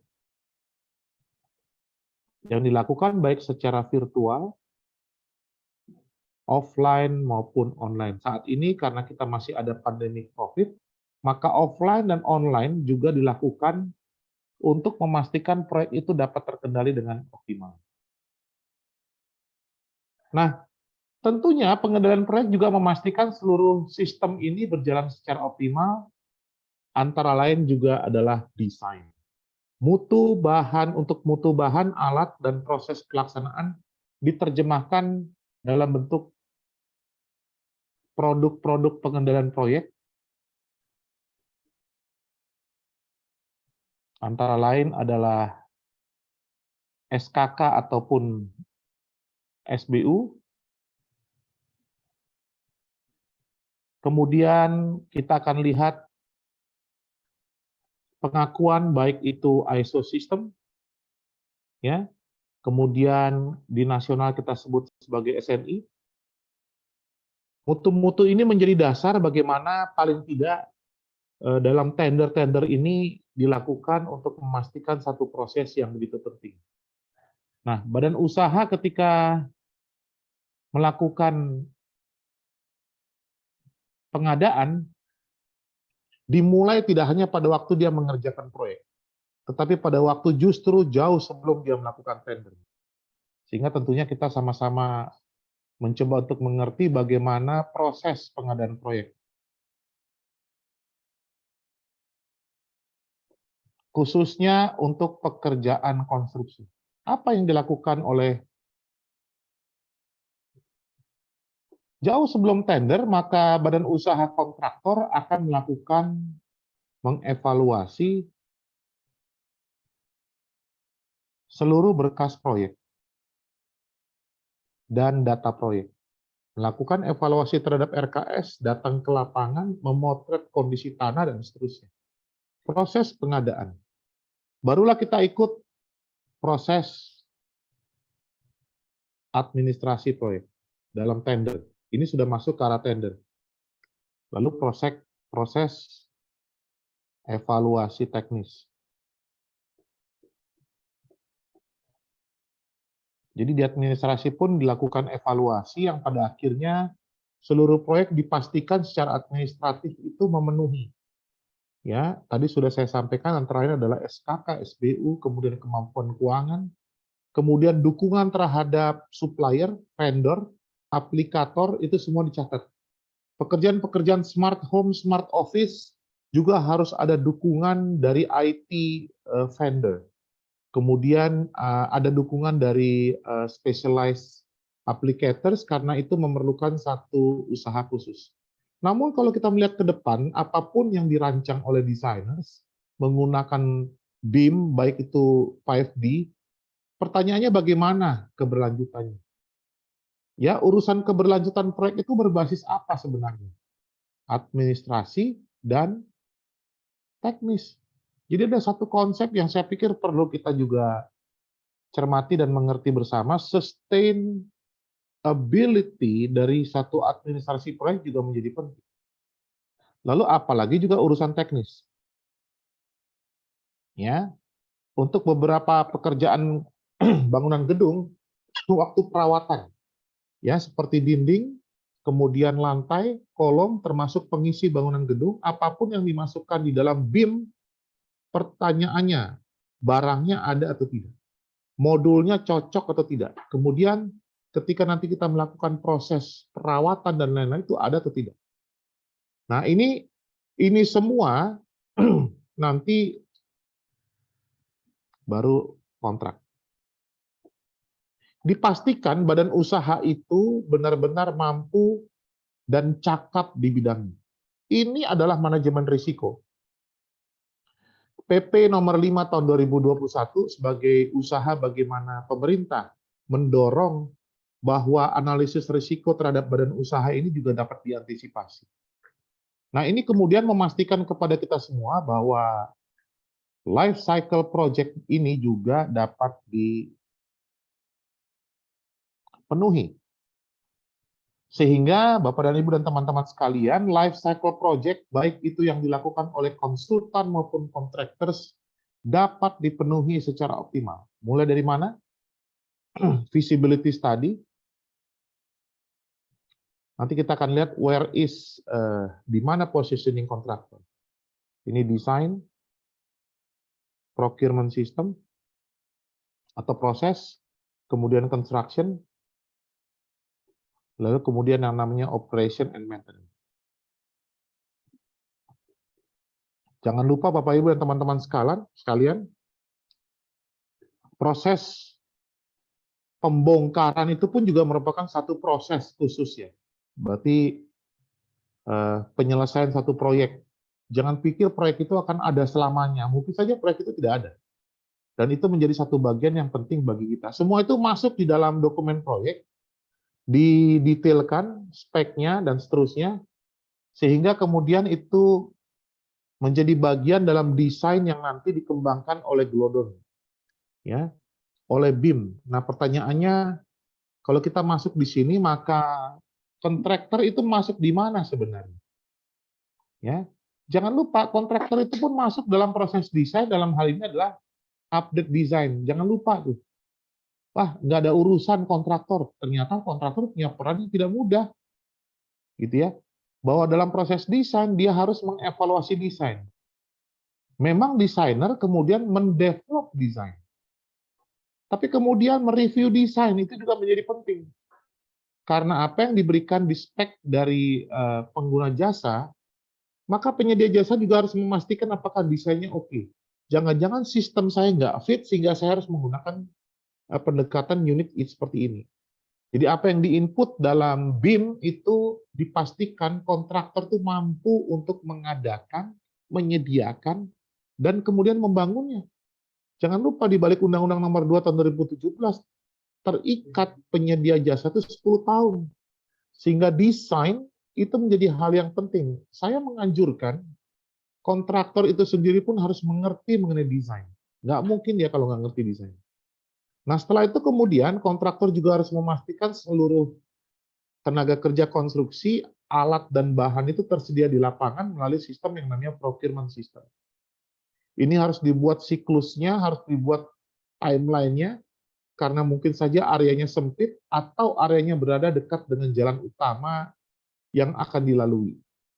Nah, ini mengakibatkan dampak yang mungkin saja negatif kepada penghuni di sekitarnya.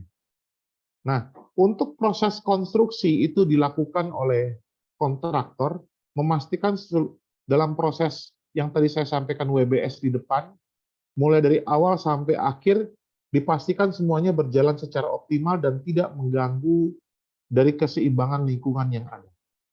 Nah, ini semua diinput di dalam yang namanya alat kendali teknologi melalui BIM. BIM dipotret dengan setiap modul. Tadi kita memotret berbasis massa bangunan gedungnya, kalau kita buat bangunan gedung yang mixed use. Kemudian ada landscape-nya, kemudian ada area kawasannya, sehingga nanti semuanya itu dapat berjalan secara optimal. Nah, Bapak dan Ibu dan teman-teman, bagaimana menghubungkan ini semua? Maka saya mencoba menyimpulkan Badan Usaha Jasa Konstruksi ini ketika mengajukan SBU, pastikan benar di mana keunikan dia, di mana spesialisasi dia. BIM adalah sistem yang mendukung layanan badan usaha. Jadi urusan SBU itu sebenarnya tidak hanya mengurus tentang bagaimana terbit yang namanya sertifikat badan usaha dan bisa bisnis, enggak itu aja. Tetapi dengan menggunakan BIM, maka akan jelas kelihatan apakah memang badan usaha ini spesialis di bangunan gedung, jalan, atau jembatan. Nanti Saudara Emil mungkin akan ada diskusi, mari kita gali bahwa ternyata BIM-nya ini memang buat bangunan gedung. Sehingga hal seperti ini nanti kita lihatnya. Saya mencoba akan mereview setiap bangunan gedung sesuai dengan function-nya, dengan sistem strukturnya untuk semuanya dapat berjalan secara optimal. Kata pengendalian ini saya pikir menjadi penting oleh karena tenaga kerja konstruksi kan harus memastikan seluruh proses berjalan dengan baik.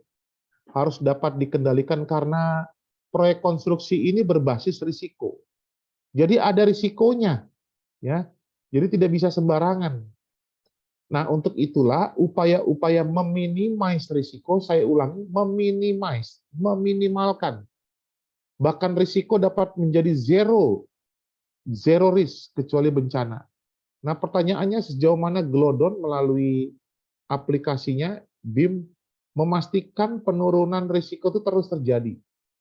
Berarti sistem ini harus didukung oleh tenaga kerja konstruksi yang andal. Tidak ada lain. Kecuali nanti pada waktu titik tertentu harus ada opini pakar, expert opinion. Apakah kita harus memotong kedalaman pondasi oleh karena sudah menyentuh tanah yang stabil atau seperti apa dan seterusnya. Dan karakter bangunan gedung itu adalah proyek yang paling kompleks, semua sistem ada di situ. Transportasi, lighting, semua ada di sana. Sehingga kita pastikan semuanya dapat berjalan dengan baik. Bapak dan Ibu sekalian, badan usaha sudah kita bedah. Kemudian bagaimana project control, ya. Kita tidak akan bahas mengenai jasa konsultasi, mungkin nanti akan dalam diskusi bisa saja ada atau bagaimana terintegrasi. Sepertinya analisis saya, konsultansi, konstruksi, dan terintegrasi kemudian akan memotret model of contract yang nanti akan dilaksanakan oleh para pihak penyedia jasa. Nah, kita sudah kenal badan usaha dengan segala instrumennya. Nanti mungkin kalau ada pertanyaan saya akan jelaskan proses, bisnis proses, BISPRO dari sertifikasi, tapi diskusi kita ini bukan mengarah kepada LSP, tapi adalah kepada asosiasi badan usaha. Yaitu dalam hal ini Askumnas yang sebentar akan mengakreditasikan dirinya.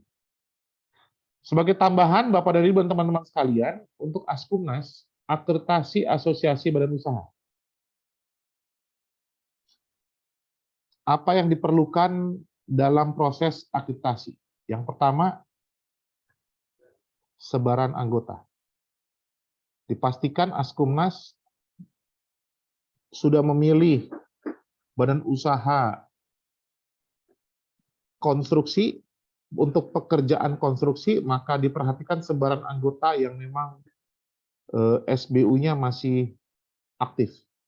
Badan usahanya seperti apa? Kemudian pemberdayaan kepada anggota dengan PUB, pengembangan usaha berkelanjutan. Ketersediaan sarana dan prasarana menjadi persyaratan akreditasi. Kemudian pemilihan pengurus secara demokratis, dan kami juga mendata ini secara demokratis berbagai kebijakan lain yang memang sesuai dengan perundang-undangan yang berlaku. Persyaratan lainnya sesuai perundang-undangan yang berlaku. Nah, menarik antara asosiasi badan usaha dengan asosiasi profesi. Badan usaha asosiasi profesi setelah terakreditasi kemudian memohonkan rekomendasi lisensi ke ALPJK dan kemudian mengurus rekomendasi itu disiapkan untuk kemudian diajukan kepada BNSP untuk permohonan lisensi secara penuh. Nah, kalau asosiasi badan usaha itu berbeda.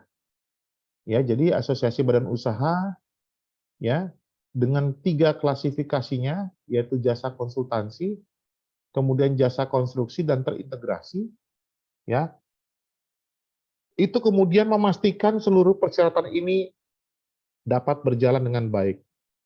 Kalau di dalam asosiasi profesi ada PKB, di sini adalah yang namanya PUB. Nah, sehingga usaha webinar pada secara hibrid pada siang hari ini adalah bagian dari pemenuhan akreditasi asosiasi, yaitu PUB untuk badan usaha. Akan dipotret 2 tahun ke belakang pada saat nanti waktunya akan mengakreditasikan dirinya. Kedua, bagaimana memotret ke depan untuk 5 tahun ke depan PKB dan PUB yang dilakukan oleh asosiasi badan usaha. Nah, kiranya apa yang kita diskusikan secara rileks ini, ya saya mencoba mensummary dari seluruh kerumitan yang ada. Saya tidak ungkap lagi mengenai kebijakan, baik itu undang-undang, PP, terlebih dengan adanya Undang-Undang Cipta Kerja nomor 11 tahun 2020, itu juga bagaimana dampaknya terhadap dunia konstruksi, kebijakan konstruksi di Indonesia. Kita sudah tahu bagaimana ini semua berdampak sehingga pada akhirnya semua kebijakan yang ada itu diharapkan dapat mendukung semua layanan yang ada. Baik, Bapak dan Ibu sekalian, Saudara Jamal, mungkin itu galian saya ya secara rileks ya. Nanti mungkin dari teman-teman badan usaha di sini khususnya kontraktor mencoba untuk menggali dalam proses mana nanti yang memang misinformasi sehingga nanti prosesnya bisa juga kita cermati bersama. Khususnya untuk proses pengadaan proyek biasanya banyak hal yang akan digali. Mungkin nanti kita bisa masukkan itu semua dalam diskusi pada siang sore hari ini. Kita akan diskusikan mengenai bagaimana peran asosiasi badan usaha dalam ini Askumnas, lalu kemudian peran dari implementasi BIM, mungkin ada pengaruhnya atau mungkin membebani, atau mungkin nanti Saudara Emil dapat memberikan penjelasan bahwa BISPRO yang mereka lakukan bukan saja menjual mengenai lisensi dari aplikasi, meminjamkan, dan seterusnya, tapi tadi berbagai usaha yang diperkenalkan mungkin bisa menjadi hal yang mendukung layanan kita bersama. Jadi harapan saya SBU Bapak Ibu tidak terhambat, kemudian SKK atau tenaga kerja konstruksi Bapak Ibu jangan lupa diuruskan, didoronglah, karena yang mengurus SKK sebaiknya adalah orangnya langsung, ya, untuk mereka dapat melayani di seluruh klasifikasi keilmuan yang ada di jasa konstruksi atau dunia konstruksi. Baik, terima kasih Mas Jamal.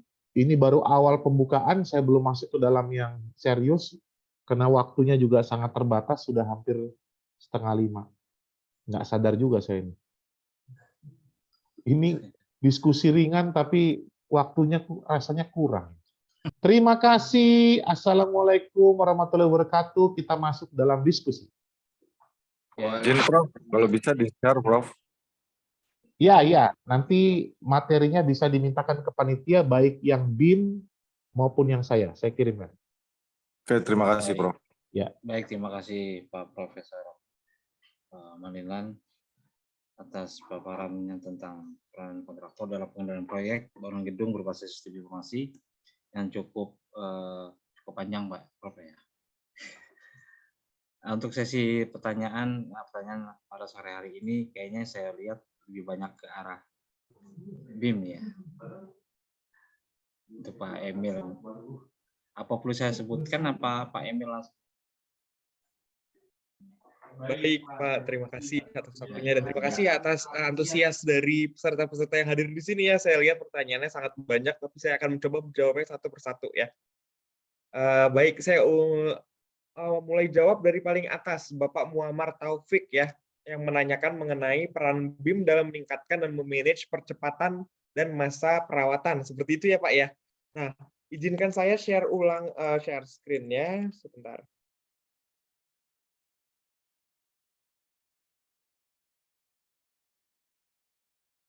Oke, di sini tadi mungkin Bapak terlewat atau mungkin bisa dijelaskan lebih detail gitu ya. Ini saya jelaskan lagi mengenai konsep BIM itu. BIM yang berkonsep digital format dalam building proses itu kan ada banyak ya secara khusus, mulai dari 3 dimensi sampai 8 dimensi. Kalau tadi Bapak menanyakan mengenai peran BIM dalam peningkatan dan manage percepatan, itu berarti munculnya dari BIM 4 dimensi dan 5 dimensi gitu ya. Karena 4 dimensi itu bisa mentranslate perencanaan dalam project ya, misalnya pakai Microsoft Project atau Primavera, itu bisa ditranslate menjadi time model gitu ya, yaitu schedule yang sudah diintegrasikan dengan modelnya gitu ya. Nah, di BIM 5 dimensi ini juga ada memanage percepatan, yaitu memanage-nya secara efisien dari segi waktu dan biaya gitu ya. Karena BIM 5D ini atau software kita, Kubicos ini kan BIM 5D ya, fokusnya pada cost model, sehingga model-modelnya ini bisa terintegrasi dengan cost yang lebih efisien. Jadi akan ada peningkatan dan memanage percepatannya juga gitu ya, karena sesuai pengalaman yang sudah sih, user yang tadinya QS-nya hanya 2, tapi bisa mengerjakan proyek yang sangat banyak. Jadi ada satu developer di Bali ya, ini saya jadi cerita ya, tapi ini contoh realnya gitu ya. Jadi ada developer di Bali, itu mereka harus menyelesaikan 100 villa dan hanya memiliki 2 QS. Owner-nya itu bingung banget ya gitu, karena 2 QS ini tidak memiliki background engineering gitu ya, tapi mereka harus menyelesaikan 100 project. Akhirnya kita kenalkan Kubicos ini dan mereka berterima kasih sekali kepada Glodon karena dengan adanya software ini sangat membantu mereka dalam menyelesaikan perhitungan volume pekerjaan untuk 100 villa itu kurang dari sebulan, padahal mereka nggak ada background sipil gitu ya. Jadi itu bagaimana saya coba menjelaskan peranan BIM dalam percepatan dan peningkatan manage percepatan ya dalam proyek konstruksi. Lalu kalau bicara masalah masa perawatan itu adanya di 6D ke atas ya, 7D ini sampai facility management model dan sebagainya gitu ya. Nah, ini kan di masa perawatan BIM 7 dimensi, tapi ini memang tidak menjadi fokus bahasan saya kali ini karena saya fokusnya hanya di BIM 5 dimensi. Tapi kalau bicara masalah apakah ada atau tidak, ya ada di BIM 7 dimensi gitu ya, sifatnya untuk facility management. Oke, selanjutnya kepada Bapak Budi Ridwan Siadari gitu ya, yang menanyakan mengenai BIM bisa dibebankan ke BOQ atau tidak gitu ya Pak ya. Oke, ini kan idealnya sebenarnya tergantung owner ya Pak ya. Ada owner yang memang sangat fleksibel dan bisa dimasukkan gitu, karena ada aja gitu ya yang mau ownernya harus ada BIM-nya gitu, nggak apa-apa dimasukin BOQ misalnya seperti itu gitu ya. Tapi yang selama ini terjadi sih justru pelaku jasa konstruksi itu mencari BIM sebagai investasi. karena ROI-nya ini sangat tinggi ya, return on investment-nya gitu ya, dengan biaya yang dibanding nilai proyeknya itu sangat kecil bisa dibilang, tapi ternyata proyeknya itu menjadi menghasilkan sekali gitu ya, karena manfaat utamanya ini justru di profit sih. Jadi BIM 5 dimensi ini justru mendatangkan profit dan menganggap ini sebagai investasi gitu ya. Tapi kalau pertanyaannya bisa dimasukin ke BQ atau tidak itu ya idealnya tergantung owner gitu ya. Tapi seperti itu jawabannya. Lalu menanyakan juga apakah bisa dengan harga yang terjangkau gitu ya Pak ya. Oke, sebenarnya Pak, harga kita ini nanti ada spesialnya gitu ya. Setelah sesi tanya jawab ini akan ada slide mengenai harga gitu ya. Nah, tapi mungkin saya bisa tunjukkan aja gitu ya, karena sekalian aja, karena sudah ada yang menanya dan ada yang penasaran. Di sini sebenarnya ada sesi untuk harga gitu ya. Nah, jadi harganya untuk acara ini itu bisa dibanderol dengan harga potongan 8% gitu ya. Jadi langganan 2 tahun ini bisa didapat menjadi 50 juta saja gitu ya. Tadinya kan 55 gitu ya. Nah, tapi kalau pertanyaannya itu misalnya untuk perusahaan kecil gitu ya. Nah, perusahaan kecil ini sebenarnya solusinya ada banyak gitu ya. Jadi ada yang 1 year subscription yang mana harganya lebih murah, atau ada juga yang sifatnya ini oh saya sebelum beli saya mau coba trial dulu gitu ya. Trial ini dalam artian training dulu gitu ya. Nah, karena kita juga menyediakan training berbayar seperti ini gitu ya. Jadi misalnya oh saya belum terlalu yakin untuk menggunakan softwarenya gitu ya. Bisa aja individual basic training. Kita mengadakan training berbayar ini yang bisa mendapatkan sertifikat juga gitu ya. Jadi goalnya nanti ke sana itu bisa gitu. Tapi kalau misalnya mencari yang kurang dari 2 tahun itu bisa kita bicarakan nanti gitu ya. Misalnya mau 1 tahun dulu gitu karena misalnya oh proyek saya itu kurang dari 1 tahun Pak Emil jadi takutnya sayang gitu ya misalnya. Nah itu bisa dibicarakan gitu. Tapi sebenarnya kalau bicara masalah mahal dan murah itu kan sangat relatif ya. Dan sekarang ini sudah banyak sekali freelancer yang baru lulus sudah menjadi pengguna kita dengan memang durasinya itu 1 tahun aja gitu, tapi memang udah ada gitu ya. Jadi ya bisa dibilang ini dibandingkan nilai project ini kecil gitu ya, karena kadang-kadang nilai prakonstruksi itu kan MM-an gitu ya. Oke, terus selanjutnya ada pertanyaan dari Bapak Hidayat Karim ya, mengenai perubahan di lapangan apakah bisa menjadi masukan terhadap as-built drawing gitu ya. Oke, ini saya coba menjawab. Jadi kan sebenarnya kalau misalnya perubahan itu bisa pakai fitur revision ya, seperti yang tadi saya sudah tunjukkan juga saat pemaparan saya. Jadi di fitur revision ini nantinya itu kan kelihatan gambar 3 dimensinya ya.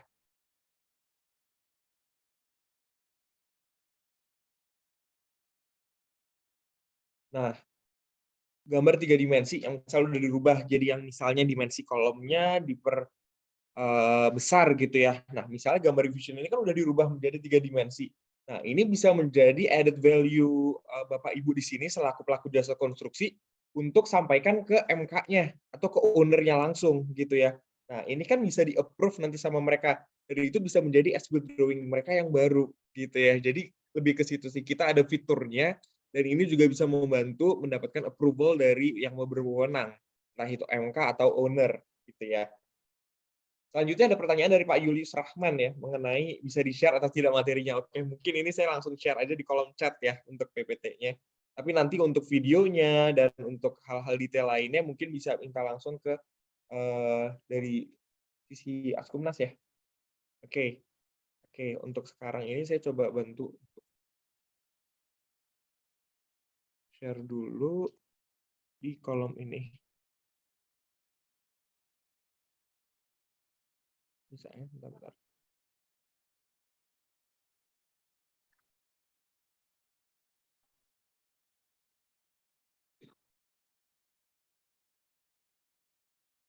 Oke. Ini sudah saya share, mungkin nggak hanya Pak Julius aja ya, tapi mungkin yang lain juga bisa mendapatkan materinya. Terus di sini ada pertanyaan dari Pak Heru Susetio mengenai pelatihan gitu ya. Nah, seperti yang saya sudah jelaskan, tadi pelatihan itu ada ya. Jadi kita ini bukan hanya menjual produk terus lepas gitu aja gitu ya, tapi kita juga ingin meyakinkan bahwa setiap user Glodon itu bisa menggunakannya. Karena tujuan kita ini kan mensosialisasikan penggunaan BIM ya, Karena kalau di negara lain ini udah menjadi sesuatu yang awam, bahkan menjadi suatu kewajiban gitu ya. Jadi kita sebagai pelaku jasa konstruksi tentunya ingin keep up dengan update-update yang ada, apalagi kita masih hidup di masa ini gitu ya. Jadi kalau misalnya bicara masalah service, itu kita service plan-nya itu memang ada banyak gitu ya. Jadi kalau misalnya bicara mengenai post purchase, misalnya sudah berlangganan nih, nah kita ada basic training. Basic training ini benar-benar dari nol Bapak Ibu. Ini basic training ada ya 3 hari ya, Rabu sampai Jumat jam 9 sampai 5 sore, seperti kerja aja gitu ya. Nah Rabu sampai Jumat ini kita benar-benar belajar dari nol yang belum pernah tahu BIM sebelumnya gitu ya. Jadi basic training dan diakhiri dengan hari ketiga basic training itu akan ada tes kompetensi dasar gitu ya. Tes kompetensi berdasarkan materi BIM ya yang sudah dipelajari. Jadi nanti setelah lulus tes ini akan mendapatkan personal certification gitu ya, yang nantinya bisa dipakai buat tender atau bisa meningkatkan added value bagi pengguna-penggunanya dan sebagainya gitu ya. Itu basic training yang pertama. Tapi tidak berhenti sampai situ aja. Kita juga ada project guidance. Nah, project guidance ini sifatnya bantuan atau panduan dalam hal teknis yang dibantu langsung oleh Glodon dalam proyek Bapak Ibu. Jadi nanti biasanya setelah lulus basic training nih, tim kita akan langsung minta ke Bapak Ibu bisa share nggak proyek yang kira-kira 2000 meter persegi, lengkap ada arsitekturnya, ada strukturnya, itu di-share ke kita. Misalnya dalam bentuk CAD gitu ya, di-share. Nah, nanti CAD ini akan kita pelajari dan kita pandu bersama. Ini biasanya yang paling disenangi ya. Jenis latihan ini yang paling disenangi karena gambarnya langsung punya Bapak Ibu sendiri. Jadi kan istilahnya terbantu secara langsung gitu ya. Boleh lama project lampau atau boleh yang ongoing project sekarang ini. Itu boleh. Kalau project guidance dilakukan akan ada pemberian company certificate gitu ya untuk menyatakan bahwa oh company ini sudah eligible untuk dikatakan sebagai usernya Glodon karena sudah bisa menggunakannya gitu. Dan latihan nggak sampai situ aja, tapi kalau misalnya ada pertanyaan lagi, kita ada technical support di sini, gitu ya. Nah, itu kan untuk post purchase ya. Tapi kalau untuk pre-purchase, untuk sebelum pembelian itu kan kita juga ada yang namanya paid training atau ya training berbayar gitu ya. Jadi ini juga ada di sini. Yaitu nanti bisa kita hubungi kami detailnya jika memang tertarik untuk pelatihan dasar berbayar ini. Tapi pelatihan dasar berbayar ini bisa ditujukan untuk non-user juga. Jadi misalnya belum beli license itu bisa. Hanya training aja berbayar. Seperti itu. Oh ya, harga ini harga spesial untuk Askumnas seminar kali ini gitu ya. Valid until 17 Februari. Oke, terus selanjutnya untuk Pak Rizalul Fikri ya, yang menanyakan mengenai spek. Sudah saya jawab juga di kolom chat ya. Jadi minimum specification-nya itu komputer dengan minimum RAM 8 GB dan prosesor i5. Itu yang minimal. Tapi kalau misalnya mau lebih optimal lagi, prosesornya i7 itu lebih bagus lagi. Gitu. Oke, selanjutnya ada dari Pak Ilmi Syafaatus ya, yang menanyakan masalah fleksibilitas harga. Terus Pak Rizalul Fikri juga menanyakan harga gitu ya, Pak Heru Susetio juga gitu ya. Nah, untuk harga kan sebenarnya sih ini ya, saya sudah tunjukkan kalau untuk license-nya seperti ini gitu ya. Ini spesial untuk Askumnas seminar kali ini, yang webinar kali ini bisa didapatkan dengan potongan 8% seperti ini. Tapi kalau misalnya nanti Bapak minatnya itu ya untuk coba setahun dulu, itu bisa bicara sama saya nanti setelah ini ya Pak ya. Nanti langsung kontak-kontakan aja kita untuk bicara yang apa namanya subscription-nya, duration-nya kurang dari ini, itu bisa gitu. Atau misalnya mau training dulu nyoba gitu ya, itu bisa training dulu aja, itu juga bisa gitu. Terus ada Nur Asifa dan Fazri Bangkit mengenai materi. Oh, udah saya share juga ya PPT-nya. Oke, terus di sini saya lihat udah ya, tampaknya udah saya jawab semua ya. Ya, dari kami juga sudah sertifikat kehadiran ada di sini, sudah bisa diakses. Dan mungkin itu aja ya. Apa ada yang terlewat deh? Kalau misalnya ada yang terlewat, bisa langsung menanyakannya di sini untuk dijawab langsung.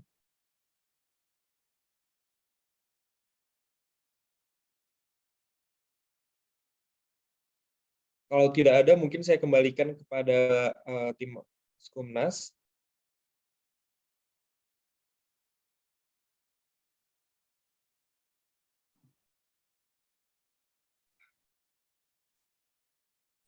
Baik, terima kasih Pak Emil. Mungkin masih ada pertanyaan dari para online.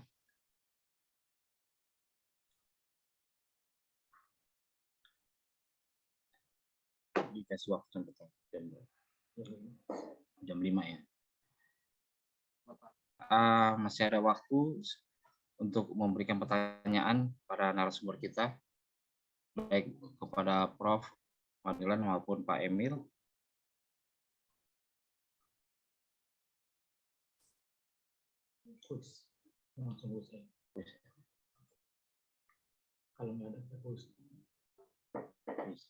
Kalau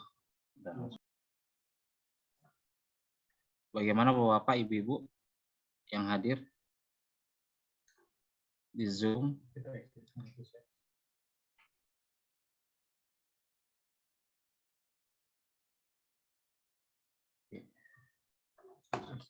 Bisa aja.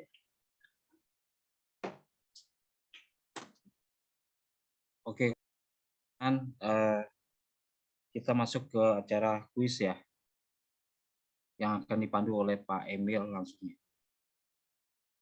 Baik, waktu dan tempat silakan Pak. Oke, terima kasih. Selanjutnya ini acara yang semoga ditunggu-tunggu juga ya, karena mungkin udah pada ngantuk, udah pada capek, ini kapan selesainya gitu. Tapi saya hadir dengan acara kuis di sini untuk lebih membangkitkan energi kita juga gitu ya, karena di sini juga saya mau menampilkan kuis. Oke, pertanyaan yang pertama, fokus yang dihasilkan dari BIM 5 dimensi. Untuk yang tadi memperhatikan pasti bisa jawab ya, karena BIM itu kan ada 3 dimensi sampai 8 dimensi gitu ya. Nah, tapi pertanyaan ini fokus yang dihasilkan dari BIM dimensi kelima atau BIM 5 dimensi. Yang pertama itu apakah scheduling, atau B itu cost model, atau C maintenance. Ayo. Oh iya, bisa jawab di kolom komentar mungkin. Oh, cepat sekali ya. Ini ada Pak Ilmi menjawab B ya. Oke, jawaban benar yang pertama dari Pak Ilmi untuk jawaban B. Nanti tim marketing kami akan segera menghubungi Pak Ilmi untuk hadiahnya dari kami. Oke, berarti senang saya, berarti saya didengar ya. Berarti pada catat atau mungkin pada merhatiin juga gitu ya, BIM dimensi kelima itu cost model. Oke, selanjutnya yaitu pertanyaan yang kedua. Panjangan dari BIM. Nah, BIM ini sudah kita sebut-sebut dari tadi ya. Kalau mungkin ada yang hitung, kata-kata yang paling sering disebut selama webinar ini dari bilang BIM ya. Tapi kita harus tahu panjangan BIM itu apa gitu ya. Apakah A, Building Information Modeling, atau B, Building Intelligent Mastering, atau C, Building International Multicultural. Oke, di kolom chat. Ya, segera. Udah jawab ya. Oke, tadi yang duluan mungkin Julius Rahman yang duluan ya.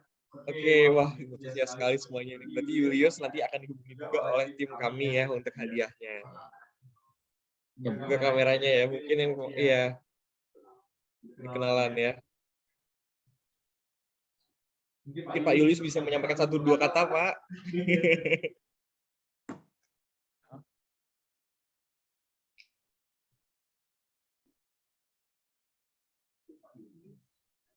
Julius Rahman.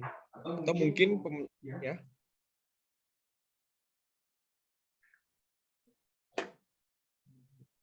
Siapa? Baru datang kantor, Pak. Siap, Pak. Oke. Selamat ya, Pak. Jawabannya benar. Jadi yang pertama mungkin dari Ilmi juga ingin menyampaikan 1-2 kata. Yang udah BIM 5 dimensi adalah cost model. B, cost model. Iya, ganti orang. Tadi udah ada yang menjawab Pak Ilmi. Ini kan Cost model. pertanyaan yang pertama ya, Pak ya. Pak Ilmi tadi sudah menjawab cost model. Cost model. Oke, mungkin Pak Fikri cepat langsung menjawab yang pertanyaan ketiga nih Pak. Jangan sampai terlambat ya. Semoga menang pertanyaan ketiga. Oke. A, building formation model. Ini pertanyaan ketiga. Produk kubik cost yang fokus pada penulangan atau rebar. Oke, TRB, TRX atau TTYL atau talk to you later kalau kata orang Amerika ya. Jadi apa jawabannya? Oke. TRB. Wih, TRB, Pak. Oke, siapa duluan? Mungkin TRB. TRB. siapa yang menjawab? TRB. Dwi Kurniawan. Oke. Dwi sudah memberikan pemenangnya kepada Dwi Kurniawan yang pertama menjawab ya. Oke, Bapak Dwi Kurniawan mungkin mau menyampaikan 1-2 kata, Pak.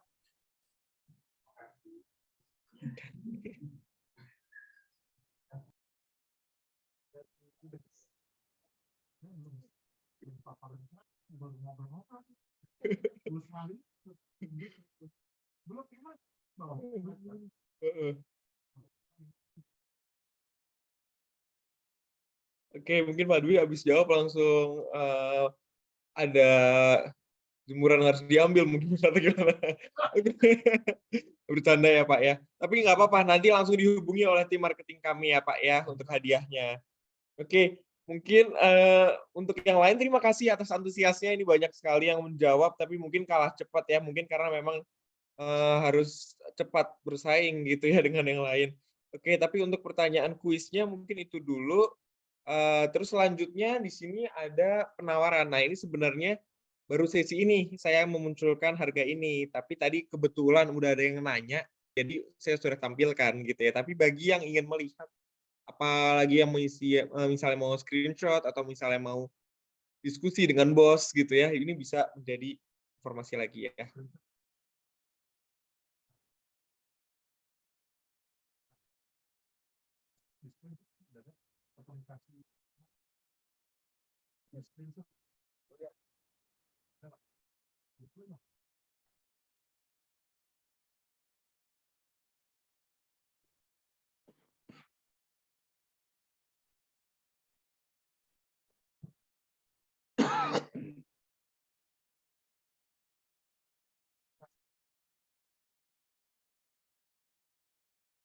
Oke, ini ada tambahan juga ya informasi.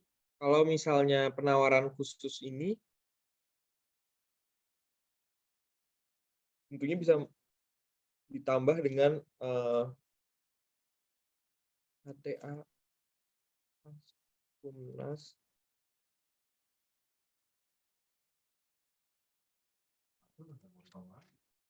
Oke, jadi untuk mendapatkan harga khusus ini tentunya ada KTA Askumnas yang wajib dilampirkan kepada kami gitu ya untuk menunjukkan bahwa keanggotaannya seperti itu ya.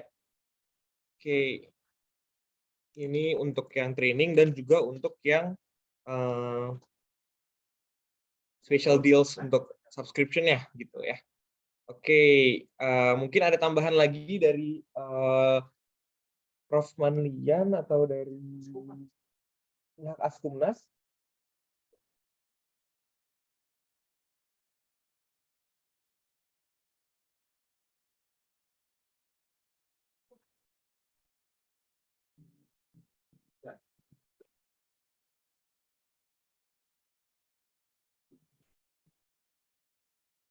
Oke, baik. Mungkin kalau udah, terima kasih. Nah, ini pas banget 4:48 ya. Tinggal 10 menit beres, habis itu misalnya pulang, atau misalnya ada yang mau pergi, itu silakan ya jalan-jalan atau bertemu keluarga, jadi bisa langsung dipakai waktunya. Saya mengucapkan terima kasih sebanyak-banyaknya kepada peserta yang sudah hadir di sini, dan tentunya kepada penyelenggara Kanan Askumnas, dan juga tentunya Prof. Manlian yang saya hormati di sini. Oke. Mungkin kita open cam dulu ya, kita semua foto bareng-bareng.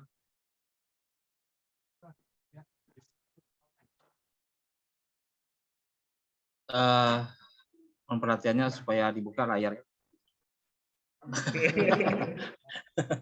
Bahaya tuh, Prof. Saya pertama saya pertama.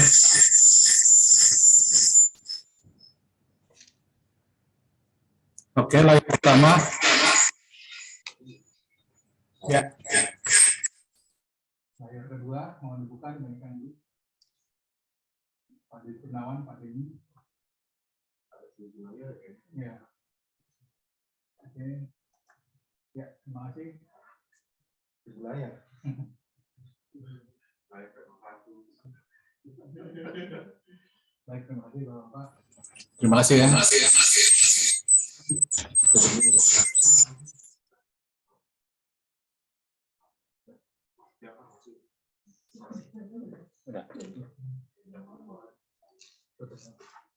Ya baik, terima kasih para peserta, Bapak Ibu.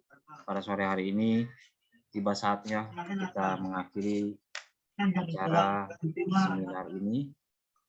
Semoga bermanfaat buat para peserta dan juga kami. Di mana kami juga minta dukungan dari Bapak, dari badan usaha maupun dari para kontraktor untuk mendukung bahwasanya Askumnas akan melakukan proses akreditasi tahun ini. Semoga lancar. Pada akhirnya kami mengucapkan banyak terima kasih. Wabillahi taufiq wal hidayah. Assalamualaikum warahmatullahi wabarakatuh. Selamat sore. Waalaikumsalam warahmatullahi wabarakatuh. Selamat sore. Mohon izin live ya. Izin live, Pak. Terima kasih. Baik, terima kasih semuanya.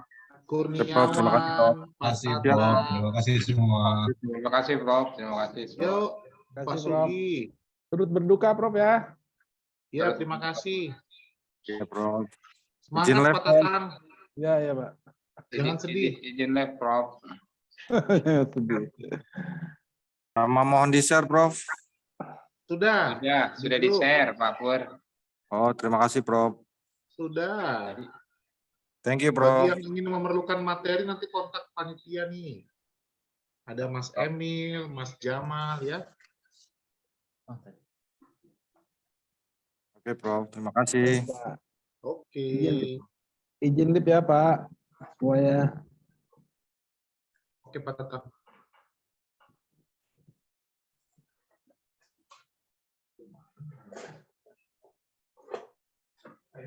Oke lah ya, Prof. Oke lah. Kan kita baru ngasih share-nya.